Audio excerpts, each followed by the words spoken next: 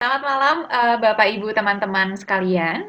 Selamat datang di PA Malam. Kelompok Biblika Progresif ke-16. Hari ini diadakannya jam 7 malam.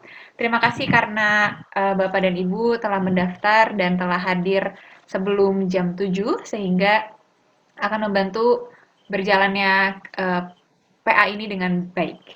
Hari ini kita akan belajar bersama dengan Kak Hans Harmakaputra, yang temanya hari ini adalah berpisah karena agama, haruskah?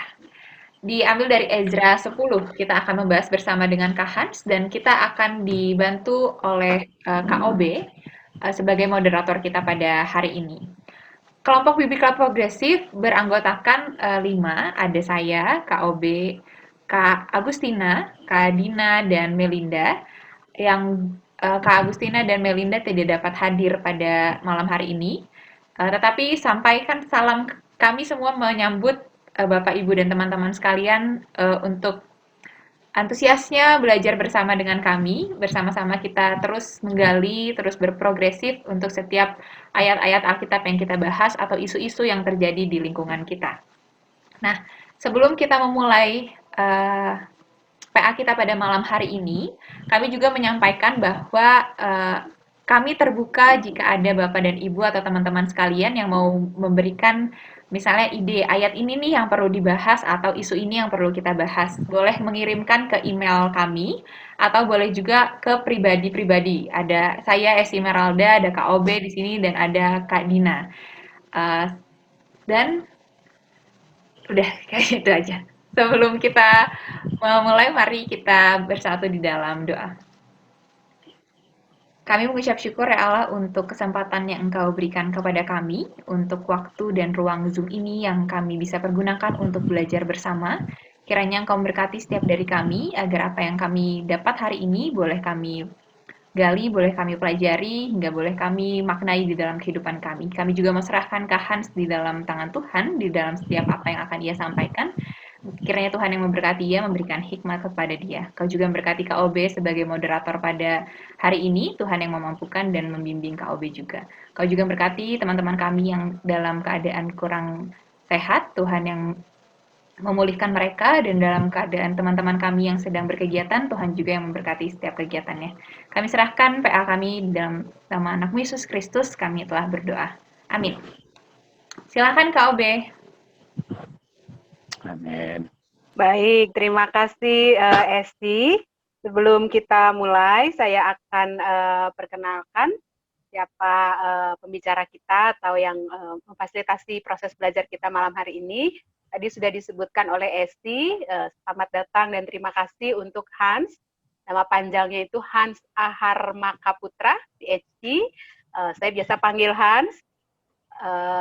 Hans lulus dari STT Jakarta untuk S1 tahun di Hartford Seminary S2-nya tahun 2013 dan 2019 yang lalu menyelesaikan S3 di Boston College. Sekarang Hans tinggal di Amerika dan menjadi visiting assistant professor in comparative theology and Muslim Christian relation dan seterusnya ya Bapak Ibu. Untuk perkenalan lebih jauh nanti mungkin bisa dilihat, dicari ya, di searching namanya Hans. Ini panjang sekali biografinya. Kita akan mulai dengan membaca Alkitab. Nah, saya minta tolong Esti untuk baca karena saya suka sekali suaranya Esti waktu membaca Alkitab. Silakan Esti. Terima kasih Kak Obe. Kak Hans ini betul ya sampai ayat 44? Betul, walaupun saya bahasnya hanya sampai ayat 20-an, tapi nggak apa-apa kalau mau dibaca semua. Kalau saya sih udah taruh hanya sampai ayat 12 gitu. Yang penting tahu poinnya ini, konteksnya. Tapi terserah sih mau baca sampai berapa. Gak apa-apa, kita baca semuanya juga. Oke. Boleh. Ezra 10. Sementara Ezra berdoa dan mengaku dosa sambil menangis dengan bersujud di depan rumah Allah. Berhimpunlah kepadanya jemaah orang Israel yang sangat besar jumlahnya, laki-laki, perempuan, dan anak-anak. Orang-orang itu menangis keras-keras. Maka berbicaralah Sekanya bin Yehiel dari Bani Elam, katanya kepada Ezra, kami telah melakukan perbuatan tidak setia terhadap Allah kita. Oleh karena kami telah memperistri perempuan asing dari antara penduduk negeri. Namun demikian sekarang juga masih ada harapan bagi Israel. Marilah kita sekarang mengikat perjanjian dengan Allah kita, bahwa kita akan mengusir semua perempuan itu dengan anak-anak yang dilahirkan mereka, menurut nasihat Tuhan dan orang-orang yang gemetar karena perintah Allah kita. Dan biarlah orang bertindak menurut hukum Taurat. Bangkitlah, karena hal itu adalah tugasmu. Kami akan mendampingi engkau. Kuatkanlah hatimu dan bertindaklah. Kemudian bangkitlah Ezra dan menyuruh para pemuka imam dan orang-orang Lewi dan segenap orang Israel bersumpah bahwa mereka akan berbuat menurut perkataan itu. Maka bersumpahlah mereka. Sesudah itu, Ezra pergi dari depan rumah Allah menuju bilik Yohanan bin Eliasib, dan di sana ia bermalam dengan tidak makan roti dan minum air. Sebab ia berkabung karena orang-orang buangan itu telah melakukan perbuatan tidak setia. Lalu disiarkanlah pengumuman di Yehuda dan di Yerusalem kepada semua orang yang pulang dari pembuangan untuk berhimpun di Yerusalem. Barang siapa dalam 3 hari tidak datang, maka menurut keputusan para pemimpin dan tua-tua, segala hartanya akan disita, dan ia akan dikucilkan dari jemaah yang pulang dari pembuangan. Lalu berhimpunlah semua orang laki-laki Yehuda dan Benyamin di Yerusalem dalam 3 hari itu, yakni dalam bulan ke-9 pada tanggal 20 bulan itu. Seluruh rakyat duduk di halaman rumah Allah, sambil menggigil karena perkara itu dan karena hujan lebat. Maka bangkitlah Imam Ezra, lalu berkata kepada mereka, "Kamu telah melakukan perbuatan tidak setia, karena kamu memperistri perempuan asing dan dengan demikian menambah kesalahan orang Israel. Tetapi sekarang mengakulah di hadapan Tuhan Allah nenek moyangmu, dan lakukanlah apa yang berkenan kepadanya, dan pisahkanlah dirimu dari penduduk negeri dan perempuan-perempuan asing itu." Lalu seluruh jemaah menjawab dan berseru dengan suara nyaring, "Sesungguhnya adalah kewajiban kami melakukan seperti katamu itu. Tetapi orang-orang ini besar jumlahnya dan sekarang musim hujan, sehingga orang tidak sanggup lagi berdiri di luar. Lagi pula pekerjaan itu bukan perkara sehari 2 hari, karena dalam hal itu kami telah banyak melakukan pelanggaran. Biarlah pemimpin-pemimpin kami bertindak mewakili jemaah seluruhnya. Maka setiap orang di kota-kota kami yang memperistri perempuan asing harus datang menghadap pada waktu-waktu tertentu. Dan bersama-sama mereka, para tua-tua dan para hakim di tiap-tiap kota, sampai murka Allah kami yang bernyala-nyala karena perkara ini dijauhkan dari kami. Hanya Yonatan bin Asael dan Yahzea bin Tikwa berdiri menentang perkara itu, disokong oleh Mesulam dan Sabetai orang Lewi itu. Tetapi mereka yang pulang dari pembuangan melakukannya. Maka Imam Ezra memilih beberapa orang, kepala-kepala kaum keluarga, masing-masing untuk kaum keluarganya, semuanya dengan namanya disebut. Pada hari pertama bulan ke-10, mereka bersidang untuk menyelidiki perkara itu. Dan mereka menyelesaikan segala urusan mengenai orang yang memperistri perempuan asing itu pada hari pertama bulan pertama. Di antara kaum imam yang memperistri perempuan asing terdapat dari Bani Yesua bin Yozadak dengan saudara-saudaranya, Maasea, Eliezer, Yarib, dan Gedalia. Dengan memegang tangan mereka itu, berjanji akan mengusir istri mereka. Dan mereka mempersembahkan seekor domba jantan dari kawanan kambing domba sebagai korban penebus salah karena kesalahan mereka. Dari Bani Imer, Hanani, dan Zebaza. Dari Bani Harim, Maasea, Elia, Semaya, Yehiel, dan Uzia. Dan dari Bani Pasyur, Elioenai, Maasea, Ismael, Natanel, Yozabat, dan Elasa. Dari orang-orang Lewi, Yozabat, Simei, Kelaya, yakni Kelita, Petahya, Yuna, dan Eliezer. Dari para penyanyi, Eliasib. Dari para penunggu pintu gerbang, Salum, Telem, dan Uri. Dari orang-orang Israel yang lain, dari Bani Paros, Ramya, Zezia, Malkia, Miamin, Eleazar, Malkia, dan Benaya. Dari Bani Elam, Matanya, Zakaria, Yehiel, Abdi, Yeremot, dan Elia. Dari Bani Zatu, Elioenai, Eliasib, Matanya, Yeremot, Zabat, dan Aziza.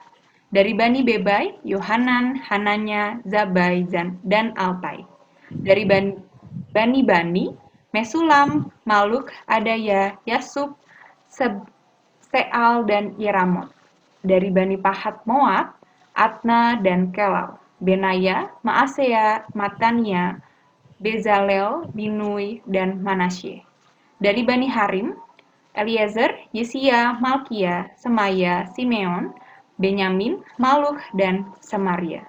Dari Bani Hasum, Matnai, Matata, Zabat, Elifelet, Yeremai, Manasye, dan Simei. Dari Bani, Maadai, Amran, Uel, Benaya, Bedeya, Kuluha, Wanya, Meremot, Eliasib, Matanya, Matnai, Yasai. Dari Bani Binui, Simei, Selemnya, Natan, Adaya, Maknak, Bai, Sasai, Sarai, Azaril, Selemya, Semaria, Salum, Amaria, dan Yusuf. Dari Bani Nebo, Yeiel, Matika, Zabat, Zebina, Yadai, Yoel, dan Benaya. Mereka sekalian mengambil sebagai istri perempuan asing. Maka mereka menyuruh pergi istri-istri itu dengan anak-anaknya. Terima kasih banyak. Ya, makasih Esi sudah memperhatikannya bersama-sama. Terima kasih banyak. Nah, teman-teman, kakak-kakak, bapak, ibu sekalian, beberapa kali ketika bicara tentang perkawinan berbeda agama, seringkali teks ini dikutip ya dan menjadi pertanyaan begitu. Bukankah harus diceraikan katanya kalau istrinya itu atau suaminya berbeda agama. Jadi saya kira ini topik yang sangat menarik dari saya remaja sampai sekarang berpuluh-puluh tahun tetap masih jadi percakapan dan membutuhkan diskusi. Dan senang sekali malam hari ini Hans mau menolong kita untuk memandu, menyampaikan pikiran-pikirannya lalu mengajak kita untuk berdiskusi bersama. Silakan Hans, saya berikan layarnya sekarang kepada Hans untuk menyampaikan apa yang sudah dipersiapkan. Terima kasih, saya persilakan Hans. Ya, terima kasih KOB, juga Esi tadi sudah membaca teks yang panjang ya. Dan juga terima kasih kepada teman-teman panitia kelompok Biblika Progresif untuk mengundang saya. Seperti saya bilang di Facebook, bagi saya kelompok Biblika Progresif ini sungguh-sungguh progresif, dan topik-topik yang dibahas ini selalu men-challenge, menantang kita untuk apapun posisi kita akan di-challenge gitu. Makanya ini tidak untuk semua orang sepertinya. Walaupun sebetulnya membaca Alkitab adalah tugas semua orang, tapi memang ada orang-orang yang tidak siap untuk membaca Alkitab dengan mata baru, dengan pendekatan yang lebih kritis, atau mempertanyakan posisi lama seperti yang tadi KOB bilang, teks ini misalnya sering dipakai untuk justifikasi menolak nikah beda agama, bahkan ada yang sampai lebih ekstrim, kalaupun sudah menikah kenapa tidak diceraikan saja karena itu kejahatan di mata Tuhan. Itu juga saya sering dengar dulu ya. Salah satu yang menjadi implikasi dari teks ini untuk pembacaan di komunitas di Indonesia. Nah, saya sendiri, Bapak Ibu, saudara-saudari sekalian, bukanlah seorang scholar biblika, jadi saya ngaku dari awal. Saya juga pembaca sama seperti Bapak Ibu yang mungkin tidak mendalami studi biblika ya, karena bukan itu bidang saya. Tetapi memang teks ini menurut saya menarik dan membuat saya beberapa hari terakhir kerja keras untuk melakukan riset terkait teks ini. Jadi mari kita belajar sama-sama lah. Jadi apa yang saya share nanti itu anggap aja sebuah bahan diskusi, nanti Bapak Ibu saudara-saudari sekalian bisa ikutan membahas. Dan bagi saya Alkitab ini adalah sebuah buku komunitas. Dan karena itu penafsiran Alkitab juga adalah penafsiran komunitas. Maka ketika kita mendengar sebuah penafsiran tertentu terhadap sebuah teks, sesungguhnya itu adalah penafsiran komunitas tertentu atau beberapa komunitas yang tidak mesti kita samakan konteksnya dengan kita, bisa jadi konteks sangat berbeda. Jadi kalau dalam studi Biblika, pendekatan seperti ini tuh Bible Reception History, gitu, History of Bible Reception. Jadi setiap komunitas itu membaca teks tertentu, lalu menafsirkannya, lalu mengulangi penafsiran itu, mengembangkannya, lalu ini kan, nah tentu dalam proses seperti itu ada proses dinamika, ada proses hegemoni misalnya. Yang kita dapat mungkin tafsiran komunitas dari Barat, Protestan tertentu gitu ya. Nah itu dari segi metodologi yang saya coba pegang gitu. Jadi saya buka metode dari awal. Nah, saya akan share teks lalu coba beberapa slide ya terkait teks Ezra ini. Share screen. Oke. Ya, seharusnya sudah terlihat ya. Kalau ada masalah sama suara saya atau apa, silahkan di chat atau di interupsi aja, nggak apa-apa.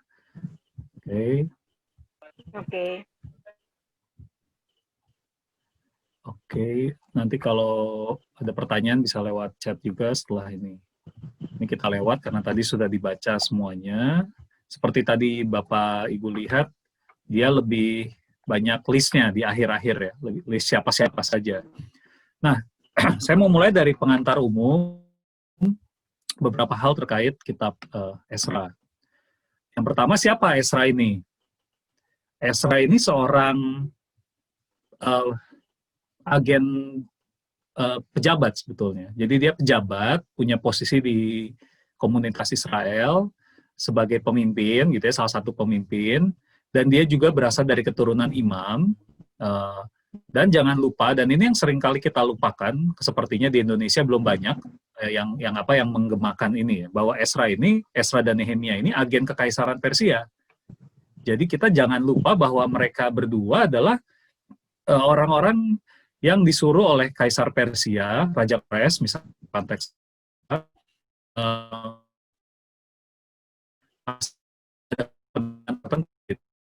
ya, untuk gitu ya, di Yerusalem. Ezra sebagai istilahnya middleman gitu ya, middle personnya Persia dengan provinsinya ataupun jajahannya, itu jangan kita hilangkan dari pemikiran kita. Ini sesuatu yang sebetulnya kalau kita pakai dalam membaca kitab Ezra dan Nehemia, itu akan menjadi pembacaan kita bisa jadi berbeda. Lalu latar teks, yang pasti ini terjadi pada periode yang lanjutan dari periode pembuangan. Jadi nanti kayak slide setelah ini saya akan jelaskan sedikit, tapi setelah pembuangan, kalau di Alkitab itu, kalau nggak salah kitab Daniel ya, jadi ada perubahan tuh dari raja yang Babilonia, kaisar yang Babilonia, kemudian jadi kaisar Persia. Nah, di kaisar Persia yang dimulai dari Kores atau Cyrus kalau bahasa Inggris, itu dimulainya 539, salah saya, ini bukan zaman bersama ya, sebelum zaman bersama, jadi sebelum Masehi seharusnya.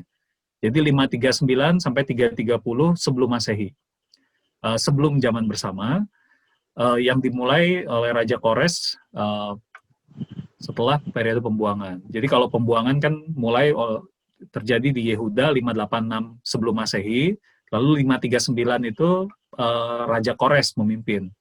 Nah ini kira-kira latar belakang historisnya. Sedangkan penulisan kitab Ezra sendiri, beberapa ahli menyarankan kitab ini selesai ditulis dalam bentuk yang seperti sekarang, itu 430 sampai 400 sebelum zaman bersama atau sebelum Masehi.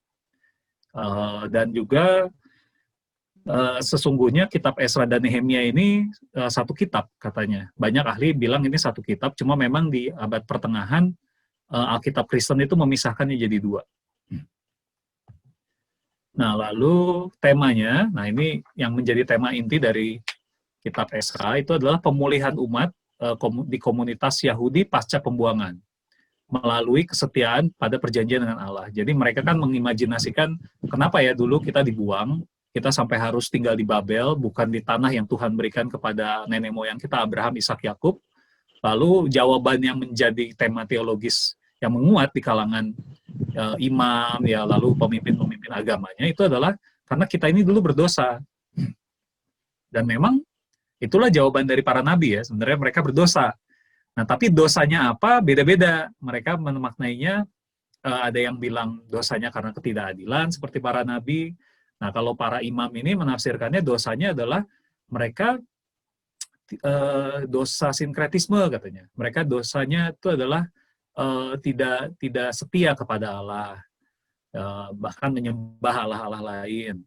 Dan bagi mereka, untuk tidak mengulangi kemarahan Allah, ketika mereka kembali ke tanah perjanjian, mereka harus benar-benar menjaga komunitas mereka murni.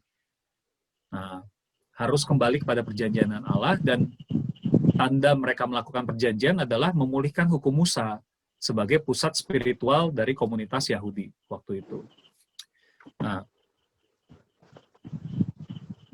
lalu sedikit latar belakang konteks, kalau ada yang lupa, Israel Utara dan Israel Selatan kan terbagi setelah Daud dan Salomo meninggal di eranya Yerobeam, Rehabeam gitu kan. Ini ya terjadi perpisahan Israel Utara, 11 suku, Israel Selatan ini Yehuda. Lalu Israel Utara dibuang, bukan dibuang tapi ditaklukkan oleh Asyur, bangsa Asyur, Assyria. Lalu bangsa Asyur ini bukan membuang tipenya, mereka memasukkan, mereka modelnya di deportasi, jadi sebagian orang Israel disebar ke daerah-daerah jajahan lain, lalu orang-orang dari daerah jajahan lain disebar, dimasukkan ke Israel Utara, supaya bercampur. Jadi itu apa sih istilahnya, policy of kebijakan luar negerinya Assyria untuk Israel Utara. Nah, Israel Selatan masih bertahan berapa tahun setelah Israel Utara jatuh, lalu akhirnya kalah oleh Babilonia, Babel. Nah, Babel, politik luar negerinya berbeda. Dia tidak mencerai-beraikan komunitas yang ditaklukkan, tapi justru diambil orang-orang tertentunya, orang-orang pinternya, orang-orang elitnya itu dibuang ke Babilonia, lalu di Babilonia tinggal di ghetto, di komunitasnya sendiri. Jadi mereka tetap mempertahankan identitas mereka sebagai orang Yehuda. Nah, tentu ini menjadi ingatan yang berbekas karena banyak juga redaksi Alkitab Perjanjian Lama itu diedit dan diselesaikan selama di pembuangan Babel, bahkan setelahnya. Ini menjadi sebuah hal penting ketika kita menyelidiki kitab-kitab Perjanjian Lama. Lalu di Babel, mereka hidup seperti apa? Nah, banyak yang mungkin mengira mereka hidup seperti bangsa Israel di Mesir, zaman Yusuf, setelah Yusuf ya, jadi zaman Musa mereka jadi budak. Enggak sama sekali. Hidup di Babel ternyata cukup menarik, cukup bagus gitu ya. Mereka menikmati karena memang ada kebebasan, mereka bisa menjalankan adat istiadatnya, pemimpin-pemimpinnya tetap ada. Jadi kehidupan di Babel itu seperti kehidupan di masyarakat multikultural lah. Dan ini menjelaskan kenapa ketika bangsa Yahudi, tokoh-tokoh seperti Ezra Nehemia pengen pulang, balik ke negara asal gitu ya, orang-orang Yahudi diaspora masih banyak. Makanya sampai zaman Perjanjian Baru pun tercatat masih ada orang Yahudi di Babilonia, misalnya di Babel. Jadi daerah-daerah Mesopotamia situ. Jadi disitulah kenapa orang Yahudi itu masih banyak di luar. Karena kehidupan di Babel tidak begitu buruk dan mereka memilih untuk tidak pulang, misalnya. Nah, jadi itu penting sekali supaya kita jangan membayangkan di Babel tuh mereka merana jadi budak gitu ya. Enggak sama sekali. Nah, lalu setelah Babilonia, kekaisaran besar yang muncul itu kan Persia. Lalu Raja Kores mengalahkan Babilonia dan menjadi kaisar Persia yang pertama. Lalu salah satu kebijakan Kores itu membiarkan orang-orang yang tadinya di Babel boleh pulang, membangun kembali negerinya. Ada kebijakan lain nih. Dan Nehemia dan Ezra itu tokoh-tokoh yang kemudian mendekati raja untuk bilang, bisa nggak kami orang Yahudi balik ke negeri kami supaya kami membangun tempel bait Allah kepada Allah kami, dan dikasih izin untuk itu. Maka kembalilah mereka mulai merencanakan kembalinya umat ke Yerusalem. Nah, kalau kita baca kitab Ezra dan Nehemia, ini ada beberapa keunikan atau keanehan sebenarnya, karena Ezra dan Nehemia ini nggak pernah ketemu. Jadi di kisah itu tuh hanya disebutkan bersama-sama di kitab Ezra dan Nehemia mungkin sekali dua kali, dan nggak ada occasion di mana mereka tuh barengan. Nah, ini membuat para ahli susah menentukan kapan sebenarnya mereka ini hidup. Kapan periodenya Ezra, kapan periodenya Nehemia sebetulnya. Nah, terus hal lain yang membedakan adalah Nehemia itu fokusnya kalau kita baca pada pendirian tembok Yerusalem. Jadi bagaimana mengamankan daerah Yerusalem, sedangkan Ezra ini fokusnya adalah pembangunan Bait Allah. Gitu. Jadi kedua-duanya mau mengembalikan umat ke Yerusalem, membangun kembali Yerusalem, tapi pendekatannya beda. Yang satu soal tembok di luar, yang satu soal mendirikan dulu Bait Allah sebagai simbol pusat keagamaan. Nah, lalu kalau kita baca baik-baik di Ezra dan Nehemia, itu ada istilah, atau bukan istilah, tapi kita bisa melihat adanya pertengkaran antara Yahudi diaspora atau Golah yang kembali dari Babilonia kembali ke tanah asalnya, dan penduduk negeri. Jadi disebutnya tuh, kalau kita baca di kitab Ezra Nehemia, kayaknya penduduk negerinya tuh jahat sekali gitu, menghalang-halangi pembangunan tembok ya dan sebagainya. Tapi kalau kita lihat secara dari perspektif orang lokal, ya ini kan mereka sudah di tempat itu sekitar 50 tahun. Jadi Alkitab bilang pembuangan sekitar 70 tahun, tapi menurut data sejarah sih sekitar 50-an tahun atau bahkan kurang. Tapi dalam periode satu generasi, dua generasi seperti itu, tentu tanah kosong itu sudah diambil orang. Ya kita lihat aja di Indonesia juga begitu kan, ada tanah kosong, kalau nggak ada yang ngambil, nggak ada yang mengklaim, pasti ada orang yang masuk, tinggal di situ, nanti akhirnya sengketa tanah gitu kan, ngadu ke pengadilan siapa yang bawa sertifikat dan sebagainya. Demikian juga kalau kita lihat dari perspektif dari mata penduduk asli, ini orang-orang Yahudi yang datang dari diaspora ini siapa gitu, mau ngambil tanah kita lagi, dan mereka datang sebagai agen Persia juga gitu kan. Nah maka ada perselisihan, dan untuk penduduk negeri yang tadinya tinggal itu disebut kalau di Alkitab Amharets, jadi orang-orang negeri. Nah, sekarang kita masuk ke Ezra 10-nya. Ada beberapa alasan pengusiran istri-istri dari bangsa asing ini. Jadi saya mencatat ada beberapa, kan ahli-ahli berusaha membuatnya masuk akal. Kenapa sih harus diusir? Karena ini unik sebenarnya. Di Perjanjian Lama tidak ada kasus lain seperti ini. Yang pertama, biasanya alasan tradisional, ini alasan teologis. Jadi buat yang tetap mendukung Ezra karena melihat Ezra ini kan tokoh Alkitab, orang penting dia, ada namanya di kitab ya, Ezra, Nehemia, ini pasti Ezra ini baik. Kalau ada di Alkitab pasti Ezra ini orang yang pilihan Tuhan lah. Jadi kita harus belajar dari Ezra. Maka apapun yang Ezra lakukan akan dijustifikasi, dibenarkan. Nah, biasanya pembenarannya itu adalah bahwa yang dilakukan Ezra ini menghentikan sumber dosa yang membuat Allah marah dan berusaha untuk mematuhi perjanjian dengan Allah. Nah, itu bisa dilihat di Ezra 9 ayat 2. Nah, Ezra 9 ayat 2 itu Ezra memakai istilah benih kudus. Jadi dia melihat orang-orang Israel ini punya holy seed, benih yang kudus, keturunan yang berbeda dari yang lain. Ya kalau zaman sekarang itu dibilangnya rasisme sebenarnya. Nah, terus yang kedua, Allah memang tidak menghendaki perceraian, ya kan? Jadi biasanya dipikirnya, loh, bukannya Allah itu bilang aku membenci perceraian di Maleakhi 2 ayat 16. Tapi kenapa Ezra kok malah mengusir istri-istri dari bangsa asing? Nah, lalu buat orang-orang yang tetap membenarkan perilaku Ezra, mereka bilang, oh ya ini minus malum, jadi less evil, mana kejahatan yang kadarnya lebih sedikit. Bahwa bercerai itu buruk, tapi memperistri bangsa asing adalah dosa yang lebih buruk. Jadi makanya Ezra memutuskan untuk ya udah mendingan diceraikan. Nah ini alasan-alasan tradisional biasanya. Jadi kalau kita buka buku tafsiran yang lama yang belum pakai perspektif, biasanya yang pakai perspektifnya sinkronik ya. Jadi cuma lihat dari teks saja. Jadi bandingan teks Alkitab dengan teks Alkitab, ya perspektifnya paling apa yang dikanon oleh kanon perjanjian lama. Jadi biasanya ini yang akan dipakai. Dan inilah yang melanggengkan penafsiran yang tadi KOB tadi sempat sebut di awal, bahwa orang-orang Kristen juga jadi mengira, oh nggak boleh nih nikah beda agama, lihat nih Ezra aja suruh cerain, apalagi kita jangan menikah. Bahkan kalau udah menikah idealnya diceraikan tuh yang nggak Kristen gitu. Nah, tetapi saya mau mengajak kita sekalian untuk melihat beberapa alasan lain. Jadi mungkin ada motif-motif berbeda yang mendasari perilaku Ezra ini. Dan sebelumnya saya juga mau bilang bahwa saya sendiri nggak melihat figur Ezra ini sepenuhnya buruk ya, enggak. Ezra adalah figur zamannya, dan dia punya alasan-alasan motif-motif tertentu yang mendasari. Tapi apakah motif tersebut sepenuhnya motif teologis? Saya pikir enggak. Makanya saya share beberapa motif lain yang mungkin. Nah, yang pertama dari segi identitas. Jadi bangsa Yahudi saat itu tetap mengalami krisis identitas yang disebabkan oleh trauma. Ya kan? Karena trauma dibuang ke Babel, trauma dicerabut dari tanah yang mereka tinggali, itu menyebabkan trauma dan mereka mau menanganinya ekstrim. Jadi bahwa mereka punya krisis identitas kita perlu akui, dan apa yang mereka lakukan adalah upaya untuk menguatkan identitas mereka, tapi menurut saya cara penanganannya terlalu ekstrim. Lalu ada juga alasan politik yang disampaikan oleh beberapa ahli.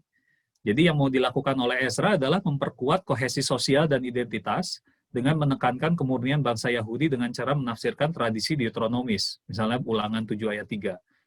Kenapa ini dia pakai tradisi Deuteronomis ini?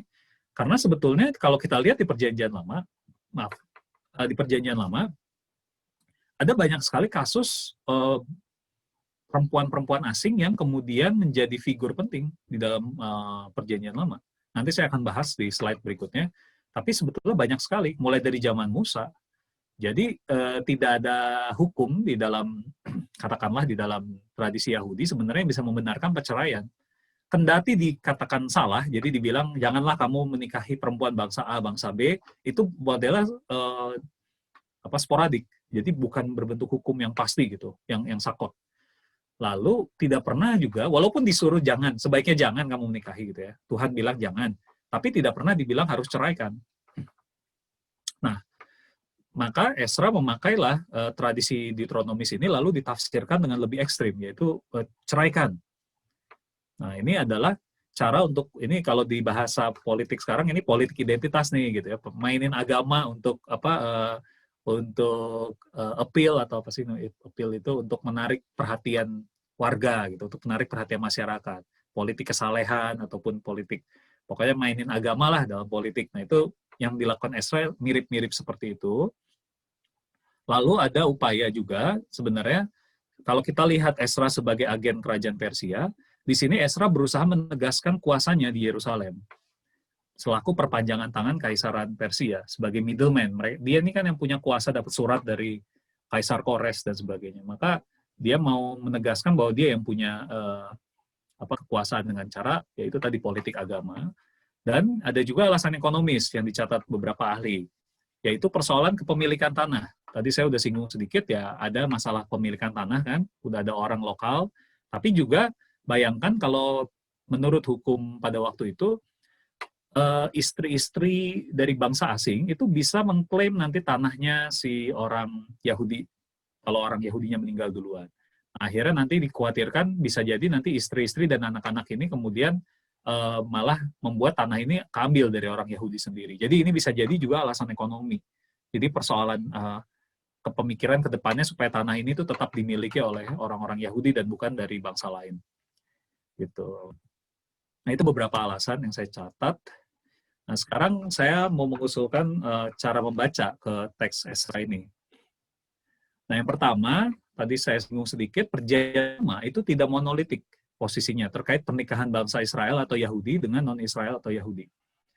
Jadi ada banyak teks-teks yang bisa kita temukan di mana pernikahan beda agama itu memang tidak dipuja-puji, tidak disarankan dengan sangat kuat, tapi diizinkan.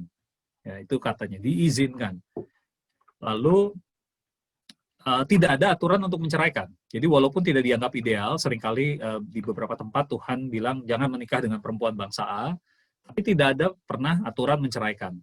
Termasuk ketika kalau kita lihat kasus Salomo yang menikahi banyak perempuan dari bangsa asing, itu pun tidak ada aturan untuk Salomo menceraikan. Dan yang menjadi masalah itu kan ketika Salomonya hatinya menjadi condong kepada ilah-ilah lain. Tapi bahwa menikahi perempuan asing tidak masalah. Salah satu alasannya adalah karena karena istri-istri biasanya ikut suami. Jadi logikanya biasanya seperti itu di hukum-hukum pada waktu itu. Jadi bahwa yang istri itu akan melebur atau identitasnya itu menyatu dengan si suami. Jadi tidak perlu diceraikan sebetulnya. Nah, lalu juga di dalam Perjanjian Lama itu ada penekanan terhadap perempuan-perempuan bangsa lain yang menjadi pahlawan ataupun nenek moyang dari figur-figur paradigmatik atau terkemuka. Kita ingat Zipora, istrinya Musa.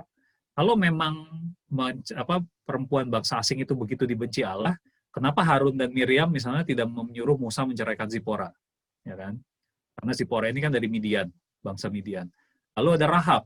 Rahab ini orang perempuan yang membantu mata-mata ini ya Yosua dan mata-mata untuk menaklukkan kota itu.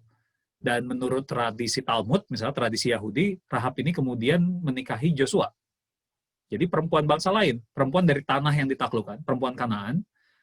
Di Alkitab memang tidak dicatat mereka menikah, tapi dalam tradisi Talmud, jadi dalam tradisi Yahudi, Rahab itu menikah dengan Yosua. Lalu ada Lea dan Rahel. Lea dan Rahel yang menjadi istri Yakub, itu juga kan bangsa lain. Lalu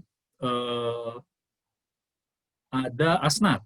Asnat ini adalah istrinya Yusuf. Jadi kalau kita lihat teks Kejadian, di situ Yusuf memperistri anak, kalau nggak salah, imam besar Mesir, atau ini namanya Asnat. Nah, lalu yang paling terkenal tentu Rut, yang memiliki buku sendiri di Perjanjian Lama ya. Rut ini jelas perempuan Moab, perempuan bangsa asing, tapi kemudian dia menjadi figur penting karena menjadi nenek moyang atau garis keturunannya Daud Salomo, raja-raja yang paradigmatik. Nah ini kan ketika hal perempuan-perempuan seperti ini dicatat, namanya eksplisit, dan ceritanya itu dikisahkan dengan sangat detail. Kalau Bapak Ibu lihat, ini detail diceritakan, beda sama tadi Esra kan nyebutin nama imam-imam cowok-cowok gitu ya, dan cuma disebut aja gitu. Namanya cuma disebut, tapi nggak ada cerita yang khusus tentang orang-orang ini. Bahkan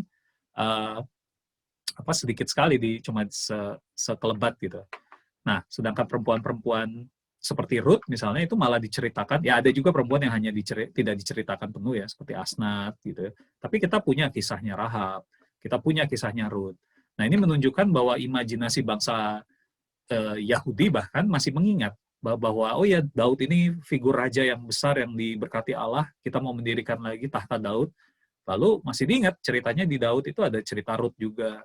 Jadi ini sesuatu yang sebetulnya terus-menerus ada di dalam imajinasi bangsa Yahudi ketika mengedit teks-teks mereka yang menjadi Perjanjian Lama kita sekarang. Lalu juga di dalam Perjanjian Lama itu ada pesan-pesan teologis terkait relasi Allah yang lebih inklusif dengan manusia. Jadi bukan hanya dengan orang Yahudi. Misalnya kita lihat kitab Yunus, ya itu kan kitab yang menunjukkan Allah itu mengasihi bangsa Niniwe, kota Niniwe, bangsa Asyur kah, kalau nggak salah. Lalu kitab Rut, dan juga ajaran di dalam Trito Yesaya. Nah, ini kan kitab Yesaya biasanya dibagi menjadi 3 kan. Jadi ayat 1 sampai 39, lalu ayat 40 sampai 54 ya, atau 55, lalu 56 sampai 66. Nah, di Trito Yesaya yang 56 sampai 66, di situ tuh penggambaran Allah menjadi Allah semua orang. Allahnya universal, Allahnya semua bangsa. Makanya misalnya di Yesaya 56 ayat 3, saya bacakan, janganlah orang asing yang menggabungkan diri kepada Tuhan berkata, sudah tentu Tuhan hendak memisahkan aku daripada umatnya. Dan janganlah orang kebiri berkata, sesungguhnya aku ini pohon yang kering. Jadi ada pesan-pesan juga sebetulnya di dalam Perjanjian Lama, Allah ini menjadi Allahnya semua orang. Dan bahwa jikalau orang asing, non-Israel, non-Yahudi mau menjadi bagian, menjadi umat Allah, itu diperbolehkan. Ya kan? Kita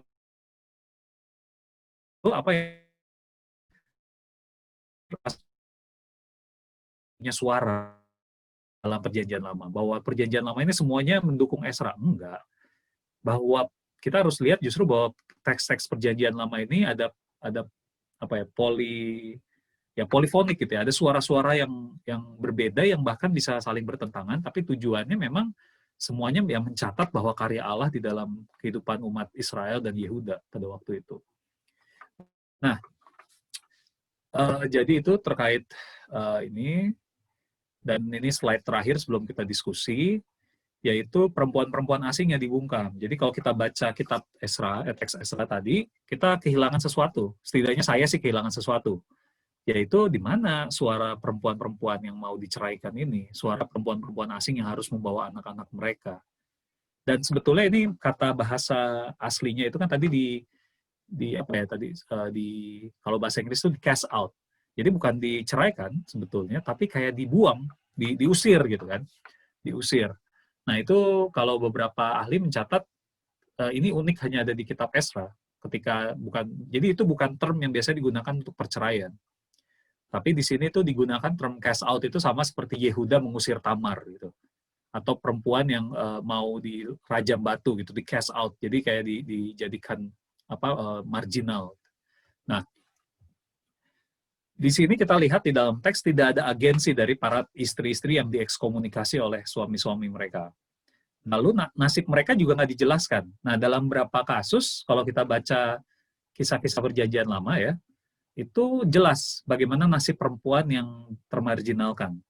Lea misalnya, ya, Lea ketika tidak bisa memiliki, Lea dijelaskan dia punya anak karena Yakub itu tidak mengasihi dia misalnya. Jadi itu tuh justru Tuhan menunjukkan kasihnya kepada Lea dengan cara memberikan keturunan via Lea misalnya ya. Lalu ketika Hagar diputuskan harus dibuang juga, Abraham tuh hatinya berpihak kepada Hagar. Lalu Tuhan juga menolong Hagar di padang gurun. Ini yang menjadi sentral buat saudara-saudari kita tradisi Muslim ya misalnya. Itu justru menjadi sentral ketika Allah itu menolong Hagar di padang gurun. Jadi dalam banyak aspek di dalam Alkitab itu perempuan-perempuan yang dimarginalkan itu kemudian ditunjukkan bahwa Allah itu mengasihi mereka. Nah, tapi dalam Ezra ini tuh kayak dingin-dingin aja, tidak ada bagaimana nasib mereka, apakah mereka setelah itu harus kembali ke Babel kah, kembali ke keluarga mereka atau bagaimana, tidak dijelaskan aftermath-nya ya, kejadian setelah itu. Dan Esra 10 itu berakhir tadi yang selesai dibaca sama Esi. Jadi setelahnya tidak ada Esra 11. Jadi kayak udah selesai, jadi kayak diputus tiba-tiba, nggak ada ending. Nah, lalu nasib para perempuan yang diceraikan. Salah satu alasan, dan saya pikir ini alasan yang paling kuat ya, kenapa di dalam Maleakhi dikatakan Allah berkata, aku membenci perceraian, karena di dalam konteks pada waktu itu, dan sampai sekarang sebetulnya, di Indonesia saya pikir, perceraian ini terutama merugikan perempuan. Memarginalisasi perempuan yang kehilangan akses kepada uang, properti, dan status sosial. Dan tentu sekarang semakin berkurang lah ya, karena perempuan sudah bisa independen, bisa bekerja ya, dan seterusnya. Tapi ini kita ngomong pada zaman waktu itu. Mungkin kalau sekarang di Indonesia, kalaupun perceraian, biasanya efek ke perempuannya adalah soal stereotype gitu ya, ini janda gitu. Itu yang masih kita harus kita masih harus bekerja, berusaha keras untuk menghilangkan marginalisasi dari stereotip seperti itu. Tapi pada waktu itu di zaman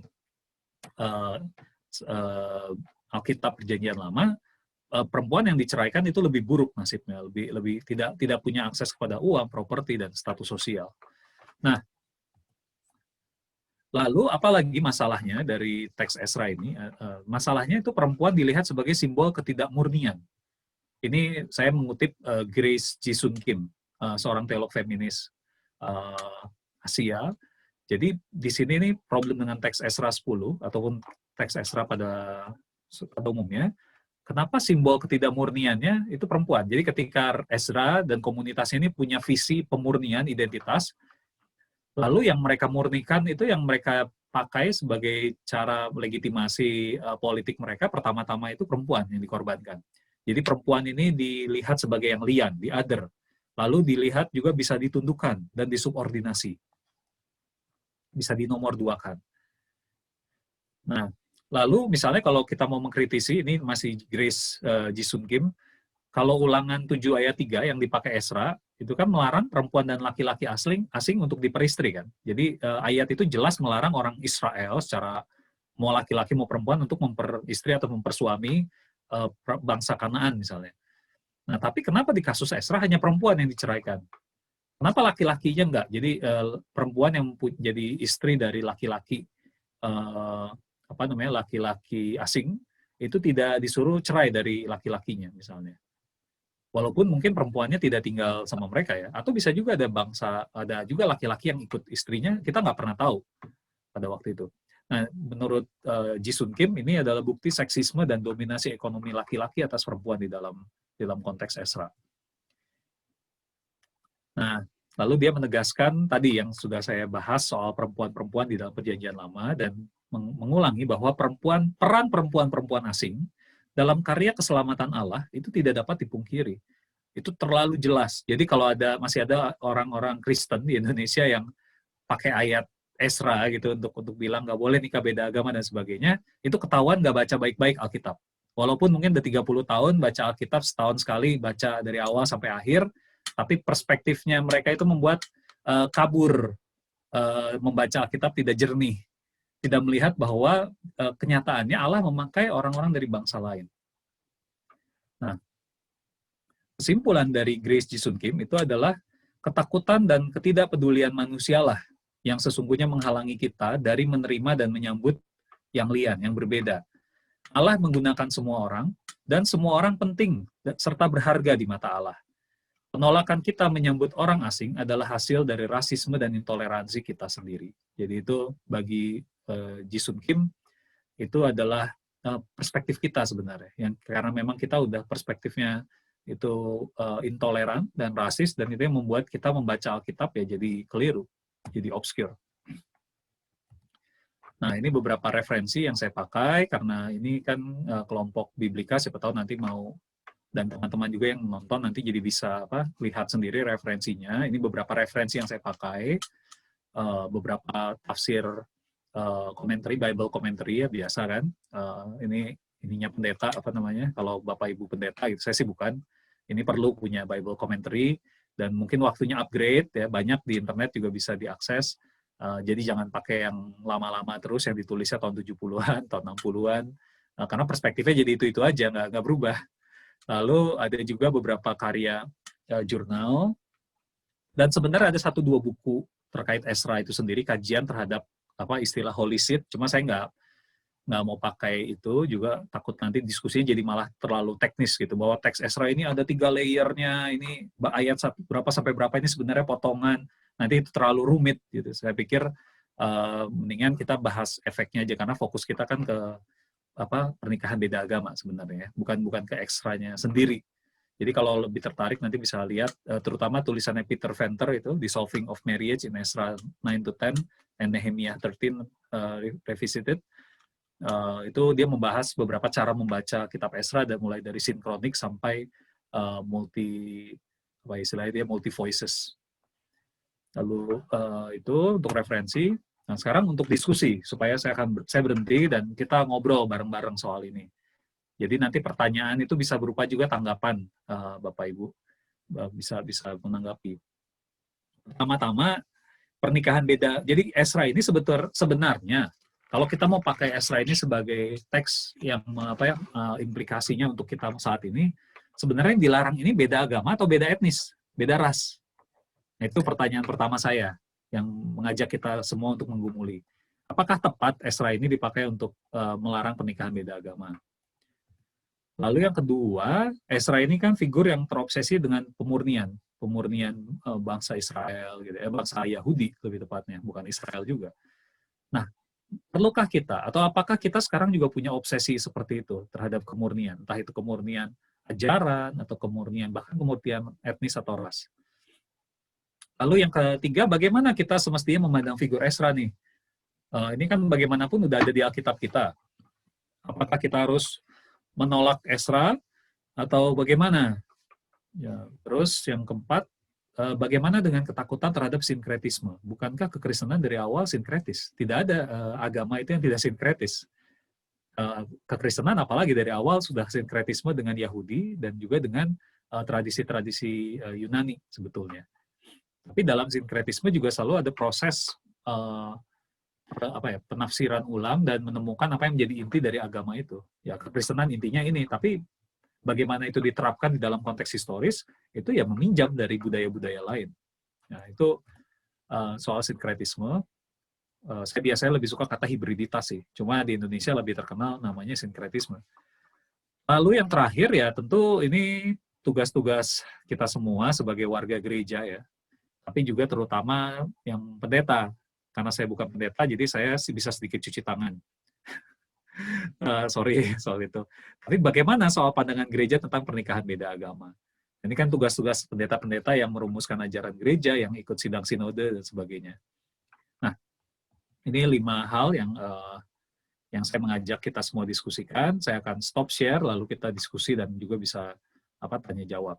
Jadi sebisa mungkin bukan saya yang jadi paling tahu di sini, karena jujur ini saya juga nggak terlalu tahu sebenarnya. Ini saya hanya berusaha untuk mengajak kita semua diskusi. Terima kasih.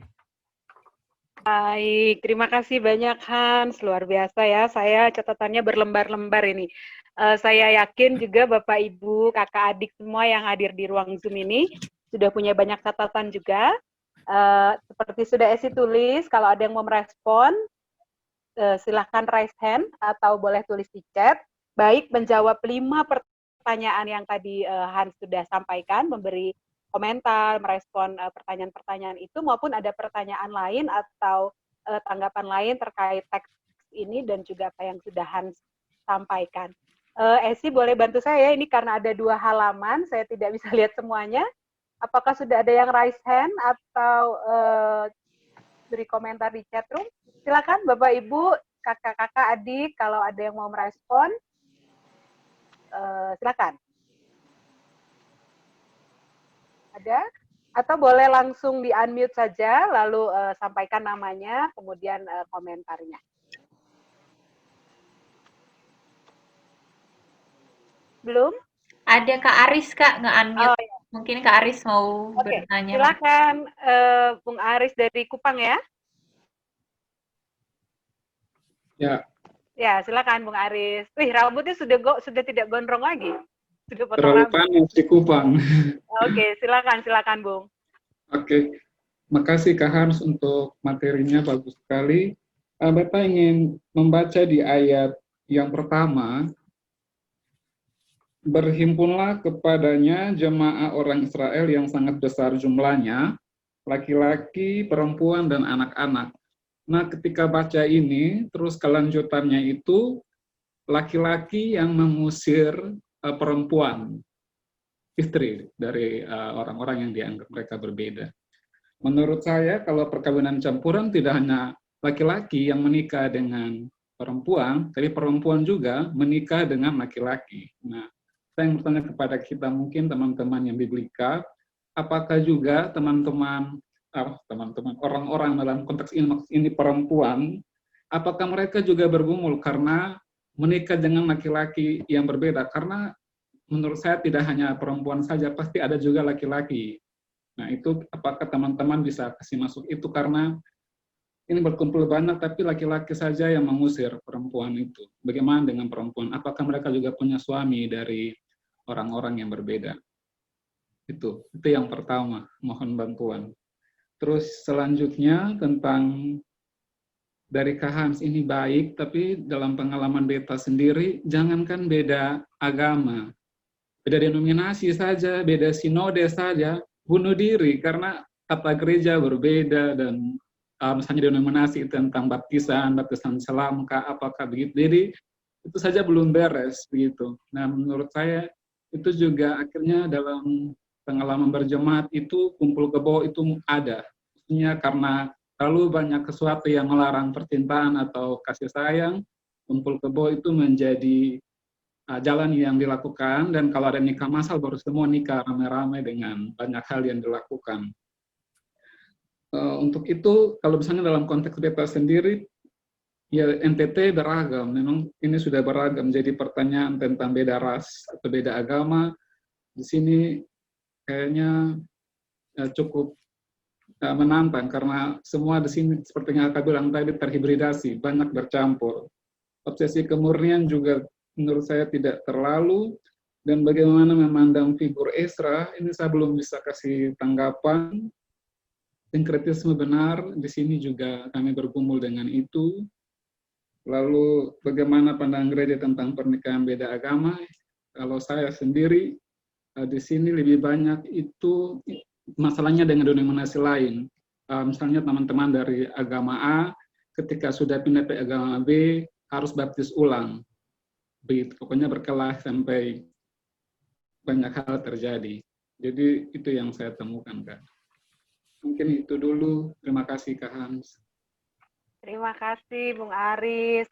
Apakah ada lagi mungkin supaya nanti kalau Hans mau kasih komentar bisa sekalian. Ada? Silakan langsung di unmute atau di raise hand. Belum? Masih belum ada, Kak. Saya belum lihat ya. Ya, silakan Hans kalau mau memberi respon atas tanggapan maupun pertanyaan dari Aris tadi ya. Ya, terima kasih Aris. Senang bisa ketemu lagi, lihat kepala baru Aris ya, model rambut baru. Walaupun saya lebih suka foto yang lama, tapi nggak apa-apa lah. Saya mengerti itu di jemaat panas, bikin panas kepala kan. Nah, tadi tanggapannya laki-laki asing, nah persis ditanyakan oleh beberapa teolog feminis misalnya. Bagaimana dengan laki-laki? Ini kan yang menikah ini bukan cuma laki-laki Israel, laki-laki Yahudi, bukan Israel, ya laki-laki Yahudi dengan perempuan asing, tapi pasti juga ada perempuan-perempuan Yahudi yang nikah dengan laki-laki asing, ya. Dan di situ kenapa tidak diceraikan? Nah, disitulah ada seksisme, ketidaksetaraan antara laki-laki dan perempuan. Disimpulkan seperti itu. Karena kemurnian yang dilihat sebagai simbol tidak murni ini selalu perempuan. Jadi perempuan yang membuat hati orang yang saleh menjauh dari Allah gitu. Jadi yang selalu yang disalahin perempuannya. Jadi simbol ketidakmurnian ini bukan cuma dari segi menstruasi dan sebagainya di agama-agama timur dekat kuno ini, tapi juga dari kedirian gitu, bahwa ini perempuan bisa menyebabkan laki-laki ini jadi menjauh dari Allah. Ya. Jadi seolah, dan itu buat saya sebenarnya menindas laki-laki juga pandangan seperti itu. Seolah laki-laki ini tidak kuat gitu ya, tidak punya pendirian dan tidak punya agensi. Jadi kalau kita mau, jadi bagi saya, kenapa saya juga melihat saya mendukung sekali agenda feminisme itu karena untuk membebaskan laki-laki. Supaya laki-laki ini dikembalikan juga ke pandangan yang semestinya, bahwa laki-laki juga punya agensi, perempuan juga punya agensi, dan ketika laki-laki melakukan penindasan, dia sebenarnya tidak bebas, dia melakukan kesalahan, dia melakukan dosa, dan perlu diajari juga, perlu bertobat gitu. Nah, jadi itu yang tadi amatan soal laki-laki. Lalu yang kedua, sebetulnya sih saya selalu curiga sebenarnya ketika Alkitab, terutama Perjanjian Lama, bilang ada jemaat dalam jumlah yang besar gitu ya. Berapa sih sebenarnya besarnya? Yang tadi dicatat itu nggak, ya kalau nggak salah 110 atau berapa yang kemudian menceraikan istri mereka. Jadi sebetulnya Perjanjian Lama, terutama kitab-kitab yang ditulis pasca pembuangan itu memang punya tendensi untuk membesar-besarkan jumlah. Ya, jadi itu sesuatu yang memang kita bisa pahami karena mereka lagi menuliskan sejarah mereka kan. Makanya itu kenapa kelihatannya kayak Daud dan Salomo ini kerajaan yang besar yang dihormati, kayak udah kayak Majapahit gitu bayangannya kan. Tapi sebenarnya kalau dari kajian-kajian sejarah, mereka itu kecil sekali dibandingkan kekaisaran-kekaisaran yang sedang bertarung kan. Kan umat kerajaan Israel itu dulu waktu zaman Daud dan Salomo itu aman, tidak diserang karena kekaisaran Persia, Babilonia itu lagi pada, kekaisaran di Mesir itu lagi pada lemah. Tapi begitu mereka menguat, yang kena kan generasi raja-raja setelahnya Daud dan Salomo. Jadi sebetulnya penggambaran Israel, ini kita perlu pahami karena memang tradisinya ingin mengembalikan kejayaan masa lalu, itu sering membesar-besarkan jumlah. Termasuk jumlah orang yang kembali dari Babilonia, dari pembuangan ke Israel. Jadi ketika dibilang jemaah yang besar, ini sebenarnya berapa nih? Ini kayak jemaah besar kayak demo massal di Indonesia kah? Berapa ratus ribu gitu kan, sampai berapa juta? Atau yang datang itu periode pertama mungkin 1000-an, 2000-an, kita nggak tahu. Jadi memang, ya kalau nggak salah, yang mencatat periode gelombang-gelombang yang kembali itu Nehemia kalau saya nggak salah. Itu kan ada gelombang-gelombangnya kan. Jadi yang datang itu sedikit-sedikit, karena seperti tadi saya bilang, di Babilonia hidup nggak buruk. Jadi tidak ada istilahnya, kalau Aris yang di Kupang kan kajian migrasinya kuat ya karena ada masalah human trafficking. Push factor-nya itu apa dari Babilonia itu, push factor-nya yang mendorong orang untuk meninggalkan Babilonia itu nggak ada insentifnya mau kembali ke tanah perjanjian itu. Kalau cuma modal agama nggak terlalu menarik buat mereka, kecuali yang imam-imam seperti Ezra ya. Lalu pull factor-nya dari tanah itu juga belum kuat. Baru setelah bait Allah misalnya didirikan, yaitu ada lebih pull factor mau kembali ke tanah nenek moyang mereka dan sebagainya. Lalu yang kedua soal denominasi ya saya pikir ya itu tantangan sih ya. Saya juga sulit. Jujur kalau di konteks saya di Indonesia kan saya tinggalnya daerah Bogor gitu ya itu jadi masalah tapi tidak menjadi masalah yang serius seperti tadi Aris bilang di Kupang. Ya kalau denominasi sudah lebih cair gitu. Walaupun tetap disarankan ya kalau bisa nikah sama-sama Protestan lah.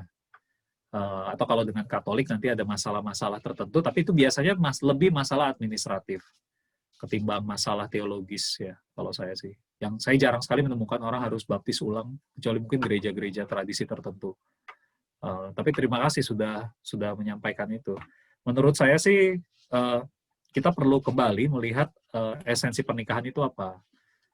Esensi pernikahan itu apa, dan dari situ kita bisa memformulasi bagaimana respons gereja mestinya terhadap itu. Karena seperti tadi Aris bilang, manusia itu pintar, cerdik, punya strategi. Kalau sudah cinta ya sudah, mereka kumpul kebo saja, nanti waktunya nikah massal baru diselesaikan semua gitu kan. Ya ini jadinya persoalan ketika kita tidak jernih meriksa sebuah masalah, ini memunculkan persoalan lain. Mungkin itu dulu respon saya. Saya menunggu juga respon teman-teman yang lain. Iya, terima kasih Hans. Saya belum lihat ada yang raise hand, jadi saya mau sharing sedikit juga dari gereja saya untuk pertanyaan yang kelima. Dari Hans tadi ya, bagaimana pandangan gereja saya dari Gereja Kristen Pasundan, dan di gereja kami itu pernikahan berbeda agama dimungkinkan untuk diberkati.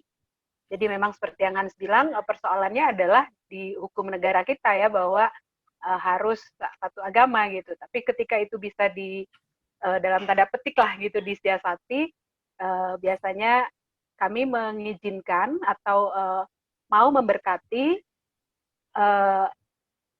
pasangan yang berbeda agama sepanjang calon suami atau calon istrinya itu tidak keberatan, dan tidak keberatannya itu ditulis dalam surat pernyataan di atas materai bahwa dilakukan pemberkatan di gereja.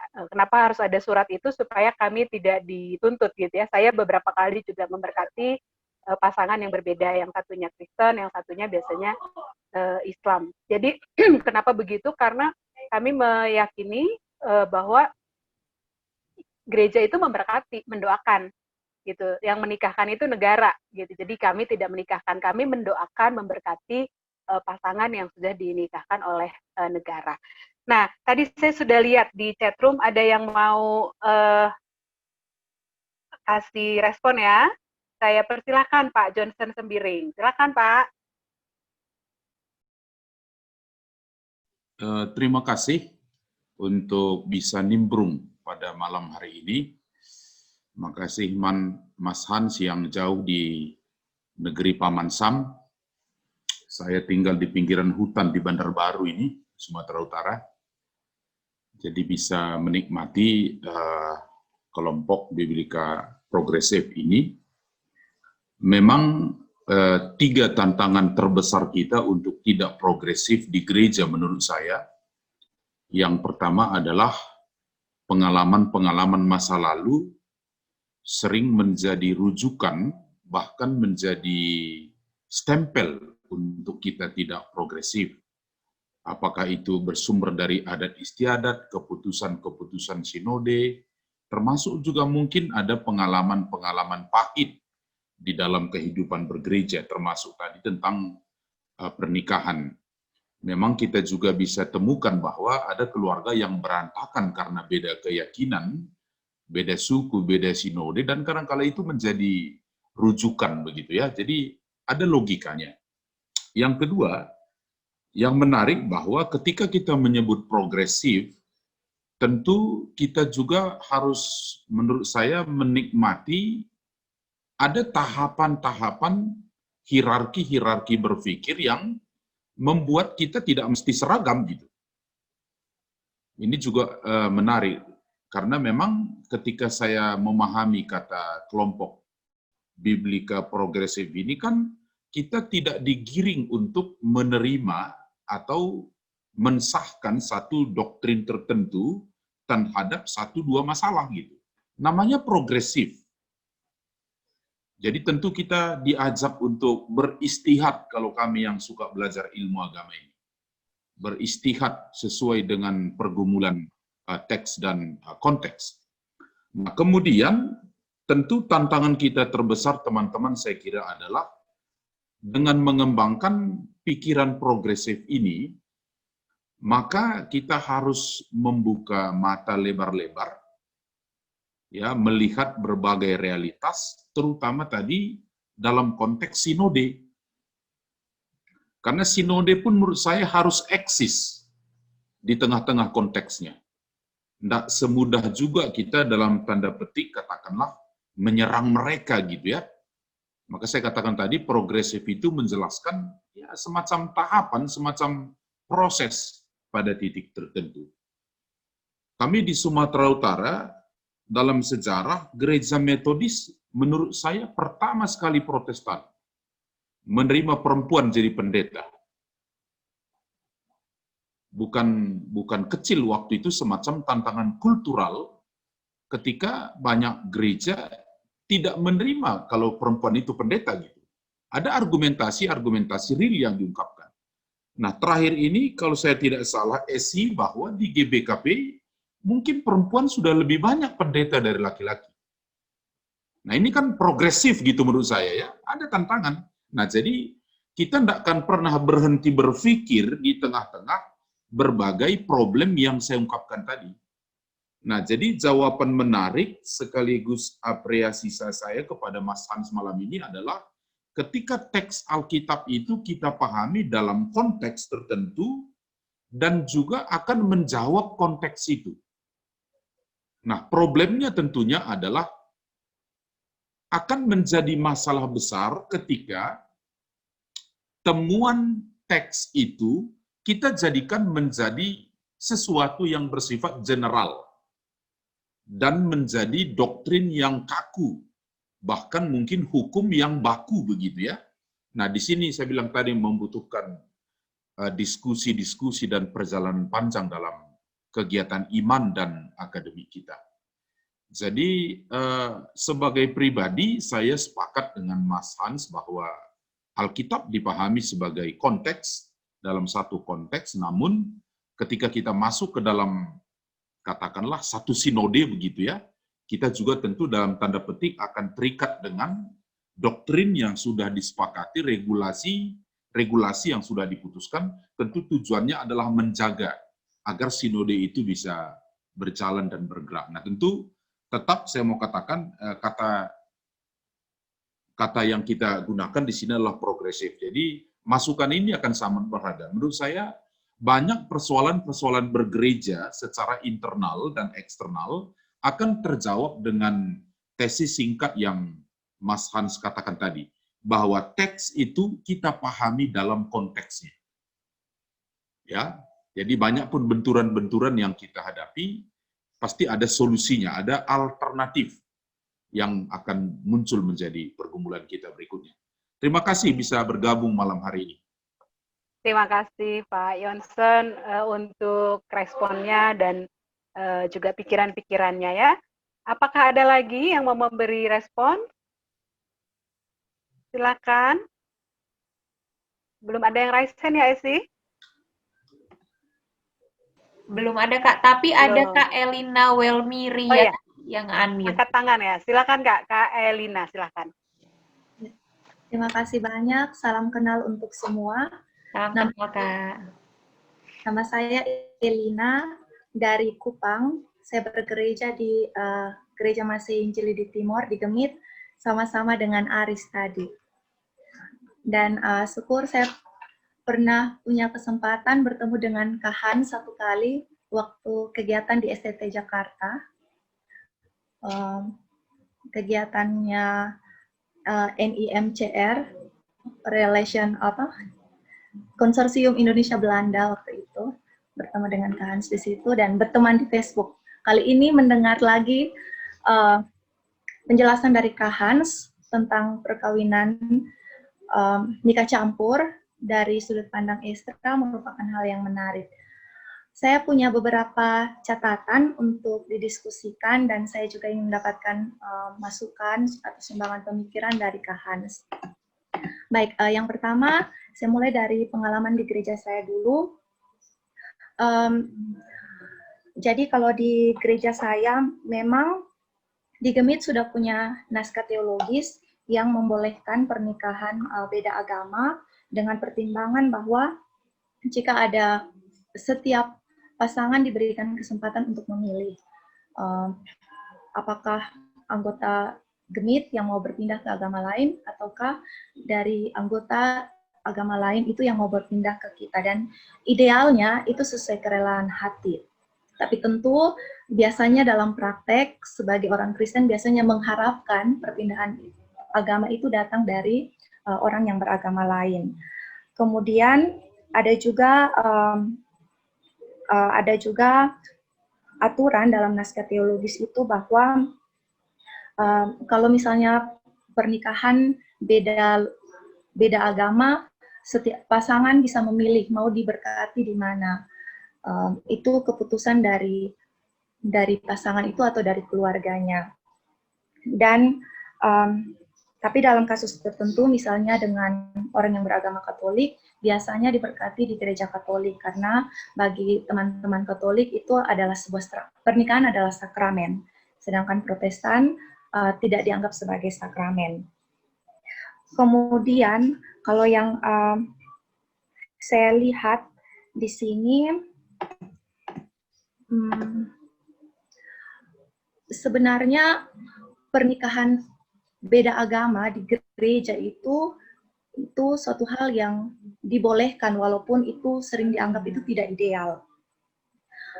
Tetapi hal yang sering mengganjal atau menjadi tantangan bagi saya akar masalahnya juga karena kita masih bertumbuh atau komunitas Kristen khususnya di Gemit itu di wilayah NTT bertumbuh dengan trauma kolonialisme, khususnya dengan politik divide et impera yang cenderung mengkotak-kotakan masyarakat berdasarkan agama. Akhirnya itu trauma itu terbawa terus dan menghantui kami di sini untuk sulit menerima keberadaan orang yang berbeda.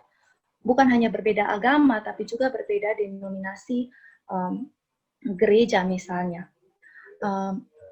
Dan dalam kehidupan sehari-hari, mungkin menerima orang biasa atau kaum awam untuk menikah beda agama itu lebih mudah daripada menerima orang yang punya jabatan gerejawi khusus, misalnya majelis jemaat, atau mereka yang aktif di gereja, atau mungkin pendeta sendiri yang punya rasa kasih dengan orang beragama lain, tapi itu mungkin sesuatu yang sulit diterima. Karena itu ketika saya membaca teks Esra tadi, Esra meminta untuk istilahnya pertobatan atau menceraikan atau memisahkan diri dari istri asing itu dimulai dari kaum imam. Mungkin karena kaum imam itu dianggap sebagai contoh yang tidak boleh menikah dengan orang asing atau orang beragama lain, dan itu masih terbawa sampai masa kini bahwa kalau jadi pendeta idealnya harus seperti apa.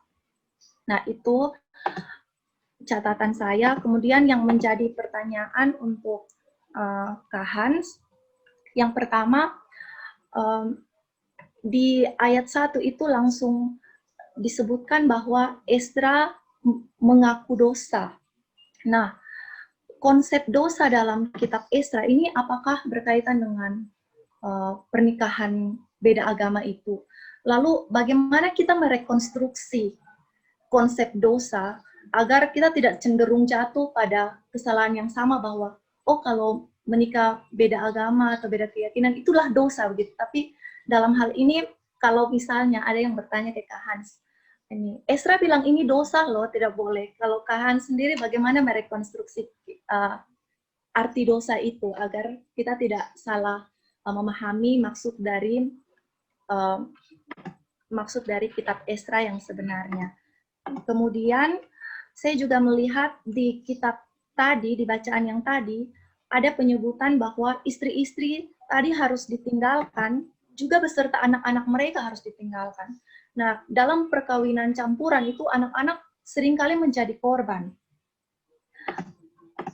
Seringkali menjadi korban. Mereka kadang bingung mau ikut agama yang mana.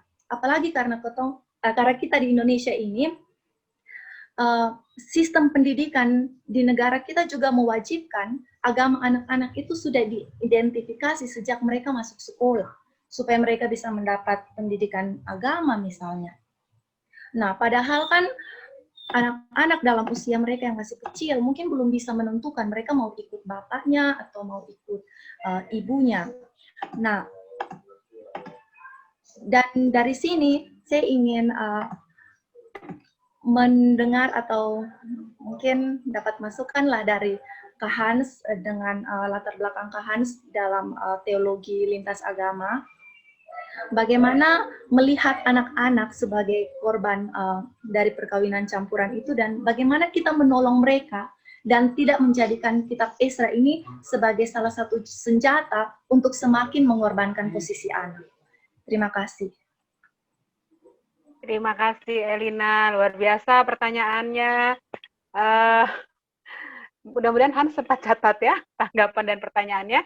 Karena cukup panjang, saya sudah lihat ada juga yang respon di chat, mungkin berikutnya, jadi saya beri kesempatan dulu pada Hans kalau mau merespon pikiran-pikiran Pak Johnson tadi dan juga pertanyaan dari Elina.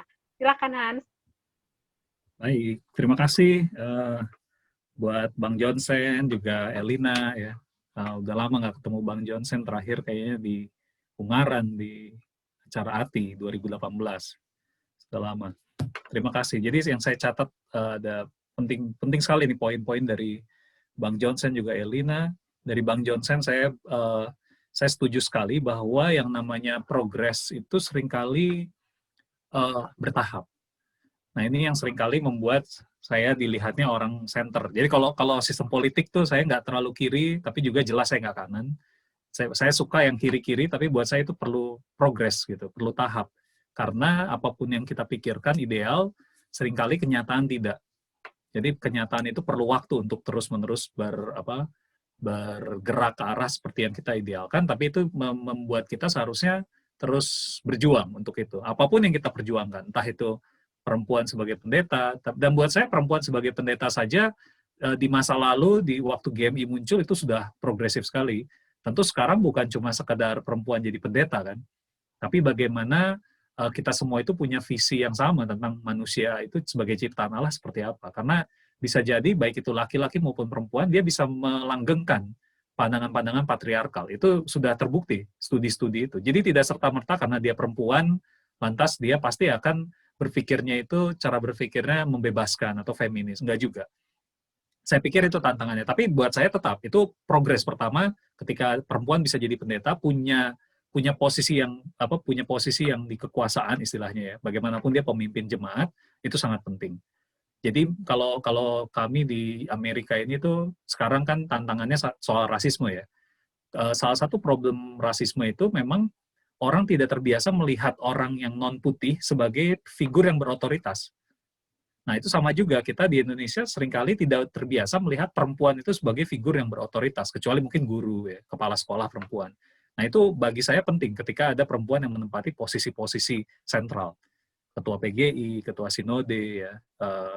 Jadi, bagi saya itu bagian dari progres.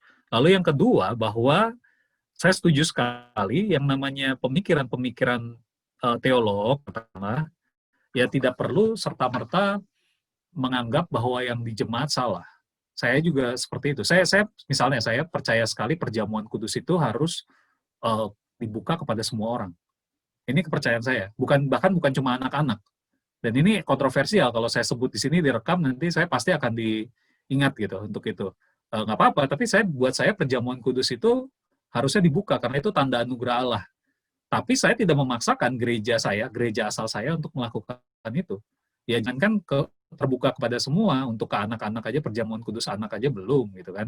Jadi itu sesuatu yang menurut saya tensi antara kita sebagai, katakanlah saya ini kan umat yang belajar teologi gitu ya, bukan pendeta. Orang yang belajar teologi dengan orang-orang yang berada di dalam sinode.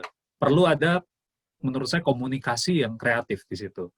Dengan cara seperti ini makanya saya menganggap ini sebuah tawaran, cara membaca kitab Esra yang berbeda, Dan di balik tawaran ini sesungguhnya sebuah pertanyaan mendasar, yaitu sebenarnya ayat Alkitab yang melarang pernikahan beda agama ini apa sih? Karena kalau kita lihat Korintus, misalnya 2 Korintus juga itu bukan ayat melarang perbedaan agama, bukan ayat untuk melarang nikah beda agama. Kan dibilang janganlah kamu menjadi pasangan dengan orang yang tidak seiman. Pasangan di sini bukannya laki-laki perempuan, bahasa aslinya kan soal yoke. Apa yoke itu? Aduh, saya lupa istilahnya di Alkitab. Yang Yesus bilang kuk ya. Jadi itu soal kuk. Jadi bahwa hewan itu kalau dipasangkan itu tuh harus seimbang. Kalau nggak dia jatuh. Nah, di situ lagi nggak ngomongin nikah beda agama. Paulus tidak sedang ngomongin nikah beda agama. Jadi bagi saya setidaknya yang saya bisa berikan sebagai teolog gitu ya, yang bukan pendeta lah, saya bisa mencoba mengajak, coba kita lihat lagi deh, kalau kita bilang pernikahan beda agama secara teologis keliru, secara alkitabiah keliru, saya mau bilang bahwa Alkitab ini mempunyai berbagai pandangan soal itu. Dan secara yang pasti Ezra nggak bisa dipakai sebagai dasar, 2 Korintus nggak bisa dipakai sebagai dasar, maka ketika nanti pendeta-pendeta ngumpul lalu ngomongin masalah ajaran sinode, ya silakan pakai teks lain kalau ada. Dan juga nanti mempertimbangkan tadi yang Bang Johnson juga sudah bilang, seringkali itu kan lebih soal pengalaman masa lalu ya. Jadi punya pengalaman ngelihat gimana keluarga yang cerai karena beda agama. Walaupun saya mempertanyakan, saya dengar ilustrasi itu misalnya dari orang tua saya gitu kan. Ada yang nikah beda agama kan orang tua saya pendeta gitu. Ada yang nikah beda agama dan keluarganya jadi buruk. Terus saya bilang ke orang tua saya, loh, keluarga Kristen yang cerai juga banyak, keluarga Kristen yang mengalami KDRT juga banyak. Jadi itu mungkin bukan karena agamanya, mari kita periksa lagi.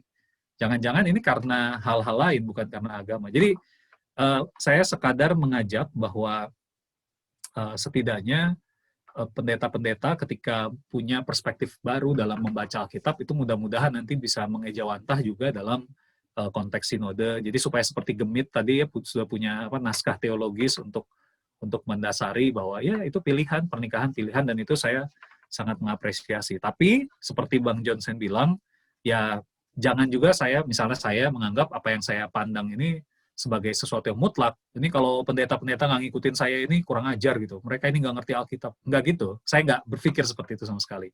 Karena bagi saya komunitas itu berproses. Dan saya berproses juga sebagai bagian dari komunitas. Itu lalu dari Elina. Soal pertanyaan konsep dosa dalam kitab Ezra. Ya ini pertanyaan yang sangat signifikan. Saya pikir konsep dosa yang kita pikirkan seringkali di gereja beda sama konsep dosa di dalam kitab Ezra misalnya ya, atau kitab-kitab lain yang menunjukkan bahwa setelah masa pembuangan, orang-orang Israel ini kan, orang-orang Yahudi lebih tepatnya, itu juga mencari sebenarnya dosa mereka apa sampai dibuang gitu. Kenapa Tuhan yang katanya menyertai mereka sebagai bangsa pilihan Allah, tapi kok kenyataannya membiarkan mereka jatuh ke tangan bangsa lain, dijajah. Lalu muncullah misalnya kalau kita lihat di Yutro Yesaya gitu ya, di kitab Yesaya, jawabannya adalah karena mereka mereka berdosa kepada Allah, makanya mereka kalah. Tapi dosanya apa ya? Tidak satu suara. Bagi Ezra dosanya ini karena tidak murni. Tapi bagi nabi-nabi dosanya karena melakukan ketidakadilan. Amos misalnya ya, walaupun konteks Amos Israel Utara. Tapi nabi-nabi yang berkarya di Israel Selatan atau Yehuda juga menyatakan hal yang sama. Mereka punya ketidakpedulian kepada orang-orang miskin. Jadi marginalisasi kepada anak-anak terlantar dan sebagainya, tidak menerima orang asing. Nah, itu yang menjadi salah satu fokus saya pikir di tema-tema perjanjian lama. Kalau kita lihat kisah Sodom Gomora, itu kan soal hospitalitas. Jadi ada konsep dosa juga yang berbeda-beda sebetulnya di dalam perjanjian lama. Nah, kebetulan di kitab Ezra ini soal purity. Nah, kalau misalnya kita kemudian tarik ini sebagai dosa yang default, dosa yang inilah dosa yang sebenar-benar yang Ezra bilang, nah itu kita jadi nggak tepat. Akhirnya kita juga jadi terlalu terobsesi dengan purity. Padahal justru di perjanjian baru, purity itu yang kemudian bukan ditentang, tapi dikatakan bahwa ya jangan terlalu terobsesi. Di dalam Kristus tidak ada lagi laki-laki perempuan, di dalam Kristus tidak ada lagi Yunani atau Yahudi. Jadi itu yang justru di pesan perjanjian baru kan pesan universal, bahwa Allah ini menjadi Allah bagi semua orang, dan semua orang dipanggil untuk mengenal Kristus gitu kan. Nah, itu yang menjadi pesan universal. Jadi kelihatannya kalau saya mau bilang, justru yang dosa versi Ezra ini yang kemudian di Perjanjian Baru tetap ada, tetap dipertahankan to some extent. Jadi dipertahankan dalam arti, misalnya Paulus di 2 Korintus itu bilang kan bahwa ya kamu hati-hati juga sama orang-orang yang di luar kamu. Karena pada waktu itu ketika misalnya orang berbisnis dengan orang Romawi misalnya, bisnis itu juga mengharuskan misalnya dia menyembah Allah yang sama. Jadi kadang ada orang yang melakukan penyembahan berhala, penyembahan ke Allah lain karena motif bisnis, bukan karena benar-benar percaya misalnya. Nah, itu Paulus bilang, kamu hati-hati. Jangan kamu mencampur-campurkan. Nah, dalam konteks seperti itu, bukan dalam konteks pernikahan. Dalam konteks pernikahan, Paulus bilang apa ke istri-istri yang menikah dengan suami-suami non-Kristen, kan dia bilang jangan, ya kamu menjadi terang bagi suami kamu gitu kan. Jadi di sini saya pikir sih visi dosa atau bukan pengertian dosa yang kemudian menjadi lebih sentral dari Perjanjian Lama Perjanjian Baru itu bukan soal purity, tapi soal keadilan. Nah, itu yang sampai Perjanjian Baru kita lihat Yesus dengan konsep kerajaan Allah, itu yang masih terus digemakan kan, bahwa ketika kamu melakukan marginalisasi, kamu menindas orang lain, nah itu yang dosa di mata Allah, itu kekejian di mata Allah. Nah, itu yang saya pakai juga sebagai konsep dosa saya pikir. Jadi dosa itu soal apa yang Allah tidak suka. Ya, kalau saya gampang aja yang Yesus lah gitu. Dasarnya ya kerajaan Allah yang dibawa oleh Yesus. Ketika sesuatu itu membuat tidak ada cinta kasih, tidak ada keadilan, dan tidak ada damai sejahtera dan perdamaian, ya itu dosa. Siji stop. Sorry, ini anjing saya lagi rewel. Lalu yang kedua, ya bagaimana melihat anak-anak sebagai korban. Ya, saya sendiri melihat yang anak-anak itu dikorbankan justru karena stigma yang diberikan kepada orang tua yang berbeda agama. Jadi konsep dari gereja, konsep dari masyarakat itu yang seringkali membuat anak itu dalam posisi dikorbankan. Padahal sesungguhnya saya kenal beberapa keluarga yang menikah beda agama, dan justru anak-anaknya itu punya kesempatan belajar. Justru bagi saya, anak-anak yang lahir dalam keluarga yang berbeda, bukan cuma beda agama, beda suku juga, gitu ya, beda suku, mungkin juga beda keluarga negaraan, ya, anak-anak ini kan, yang orang tuanya Indonesia dan non-Indonesia, itu justru sebagai proses belajar yang sangat luar biasa. Jadi mereka punya kesempatan belajar first hand, langsung gitu ya. Tidak dari buku, tidak dari ini, tapi belajar langsung dari orang tua mereka. Dan saya pikir gereja perlu aktif untuk tidak melanggengkan stereotip kepada anak-anak yang seperti itu. Masalah pengajaran, kalau dari pengamatan saya, hampir semua anak itu punya posisi sendiri nanti. Tidak ada yang anak-anak itu tiba-tiba jadi sinkretisnya dalam arti kemudian dia hari Minggu ke gereja, hari Jumat ke masjid gitu ya. Nanti hari apa dia kemana? Enggak jadi seperti itu juga, saya pikir. Mereka pada satu titik dalam hidupnya akan memutuskan juga. Nah, saya pikir gereja perlu memfasilitasi. Tugas gereja ya mendidik. Dan yang saya sering temukan, setidaknya dalam konteks saya mengajar di Amerika ya, waktu ngajar anak-anak mahasiswa S1, seringkali ya pendidikan Kristennya itu yang kurang. Jadi mereka hanya mengenal kekristenan itu begini, tapi tidak melihat bagaimana kekristenan dipraktekkan dengan baik, atau kurang melihat kekristenan itu ternyata bisa peduli dengan lingkungan hidup. Kekristenan itu tidak seksis. Nah, itu yang kemudian membuat mereka menjauh dari kekristenan karena aspek-aspek itu. Nah, bagi saya panggilan kita untuk gereja, bagaimana supaya anak-anak itu mendapat pendidikan Kristen yang tepat, yang bukan indoktrinasi, tapi membuat mereka tuh bisa benar-benar meresapi ajaran Kristen itu indahnya di mana, baiknya di mana. Mungkin itu dulu tanggapan saya. Terima kasih. Terima kasih, Hans. Ada satu respon di chat room dari Doni Amping di Tomohon. Saya sebenarnya sudah minta Doni untuk langsung sampaikan, tapi rupanya audionya bermasalah, jadi saya akan baca saja. Respon sedikit saja untuk latar belakangnya. Secara dominan mungkin dapat dikatakan bahwa kitab Ezra bertujuan menampilkan kehidupan umat Allah, bagaimana kemudian diungkapkan sepenuhnya dalam masa pasca pembuangan, baik segera sesudah pembuangan maupun sekian tahun berikutnya. Dan mungkin saja hal ini ditulis dari perspektif keagamaan, sehingga bait suci dan upacara agama menjadi hal pokok yang dianggap penting sekali. Karena trauma tentang pembuangan, seperti ungkapan Bang Hans, serta memoir yang terus terngiang-ngiang, suatu masa di mana tidak ada bait suci maupun korban-korban persembahan dan masa di mana keberadaan umat sedang dipertaruhkan. Maka bisa saja kesatuan dan kemurnian umat Allah menjadi sorotan utama kitab ini. Sehingga tampaknya teks trauma ini nampaknya membuat ambisi kesatuan dan kemurnian yang dilakukan secara masif, mungkin ekstrim. Terima kasih Bang Hans untuk materinya, sangat memperkaya. Salam hangat dari Tomohon. Saya ingin memberi kesempatan juga Pak Janios, kelihatannya dari ini ya, Malaysia mungkin atau dari Sabah kalau dari bahasanya. Boleh Pak Janios sampaikan langsung responnya. Silakan Pak Janios. Masih di ruangan kita? Oh ya, silakan Pak, sudah raise hand juga ya.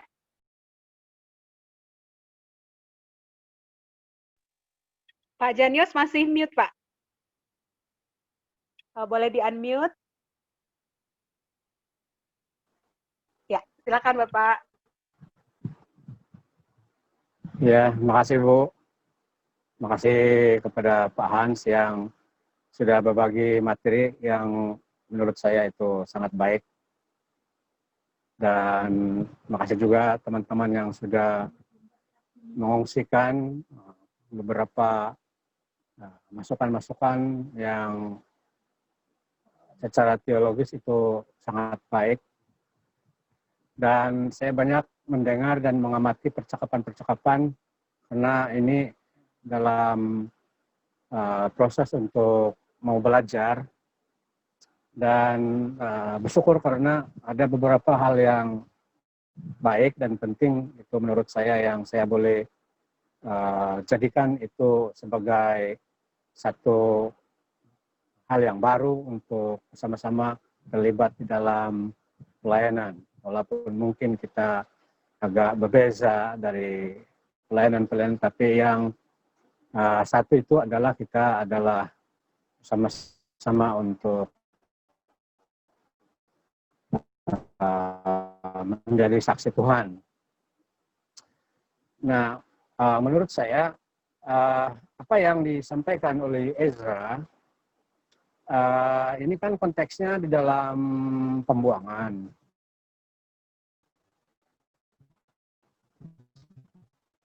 Jadi sudah pasti situasi-situasi dalam pembuangan itu umat sendiri tidak punya pilihan lain, harus hidup sesuai dengan kondisi apa yang ada sedia ada. Jadi saya melihat umat ringan. Jadi Allah menyuruh umat itu sendiri apabila mencari pasangan, carilah pasangan di umatmu sendiri. Tapi dalam konteks ini kita melihat bagaimana umat itu sendiri dalam tanda kutip ya tidak ada pilihan. Artinya mereka berada dalam lingkungan yang mana itu adalah dunia mereka pada waktu itu. Jadi pada itu mereka juga punya keinginan untuk punya istri, mungkin juga suami, sehingga berlakulah perkawinan campur, gitu. Jadi saya tidak mau panjang di situ. Apa yang saya mau boleh katakan di situ, apa yang dikatakan oleh Ezra di situ, menurut saya karena ia melihat bahwa apa yang sudah disampaikan oleh Tuhan yang perlu dia sampaikan itu yang dia teruskan, itu yang dia sampaikan sehingga berlaku termasuk para imam yang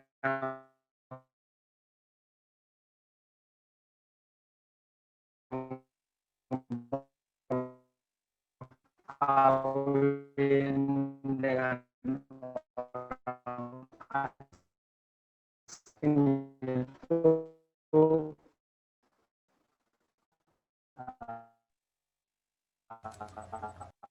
Halo? Janios, suaranya tidak kedengaran.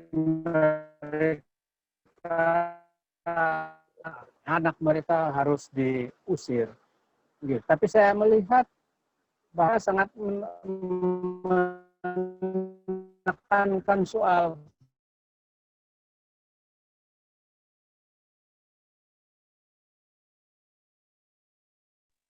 Ya, nampaknya sinyal Pak Janios sedang tidak bagus.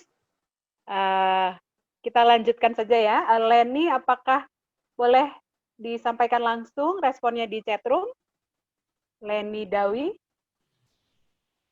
Sorry Kak, di sini lampu ada mati dan jaringan juga sedikit terganggu. Oh, oke. Jadi aku bantu baca ya, baik-baik ya. Ya, jadi ada respon dan juga pertanyaan dari Leni Dawi.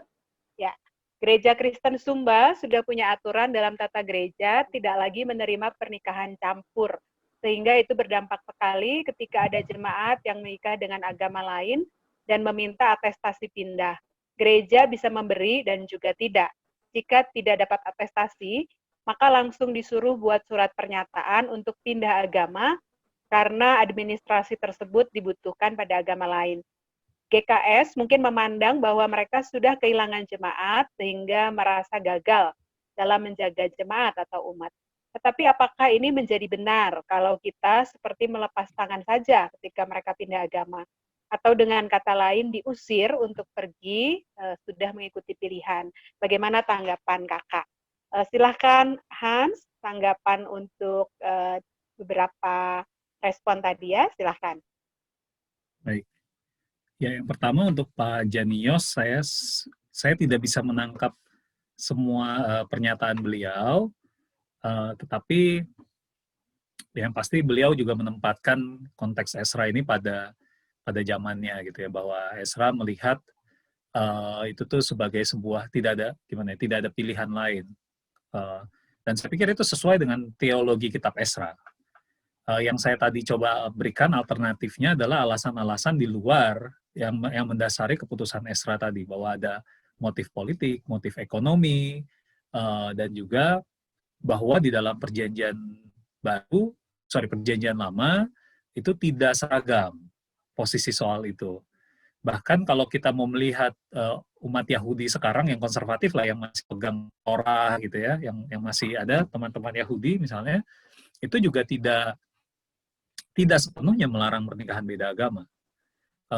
Bahkan justru yang dilihat sebagai Yahudi asli, ini kan mereka masih, karena mereka komunitas kecil ya, Yahudi di dunia ini sedikit, mereka masih sangat penting soal kemurnian ini, siapa yang diidentifikasi sebagai Yahudi misalnya. Nah, yang menjadikan seseorang Yahudi itu ibunya, yang pasti jelas gitu.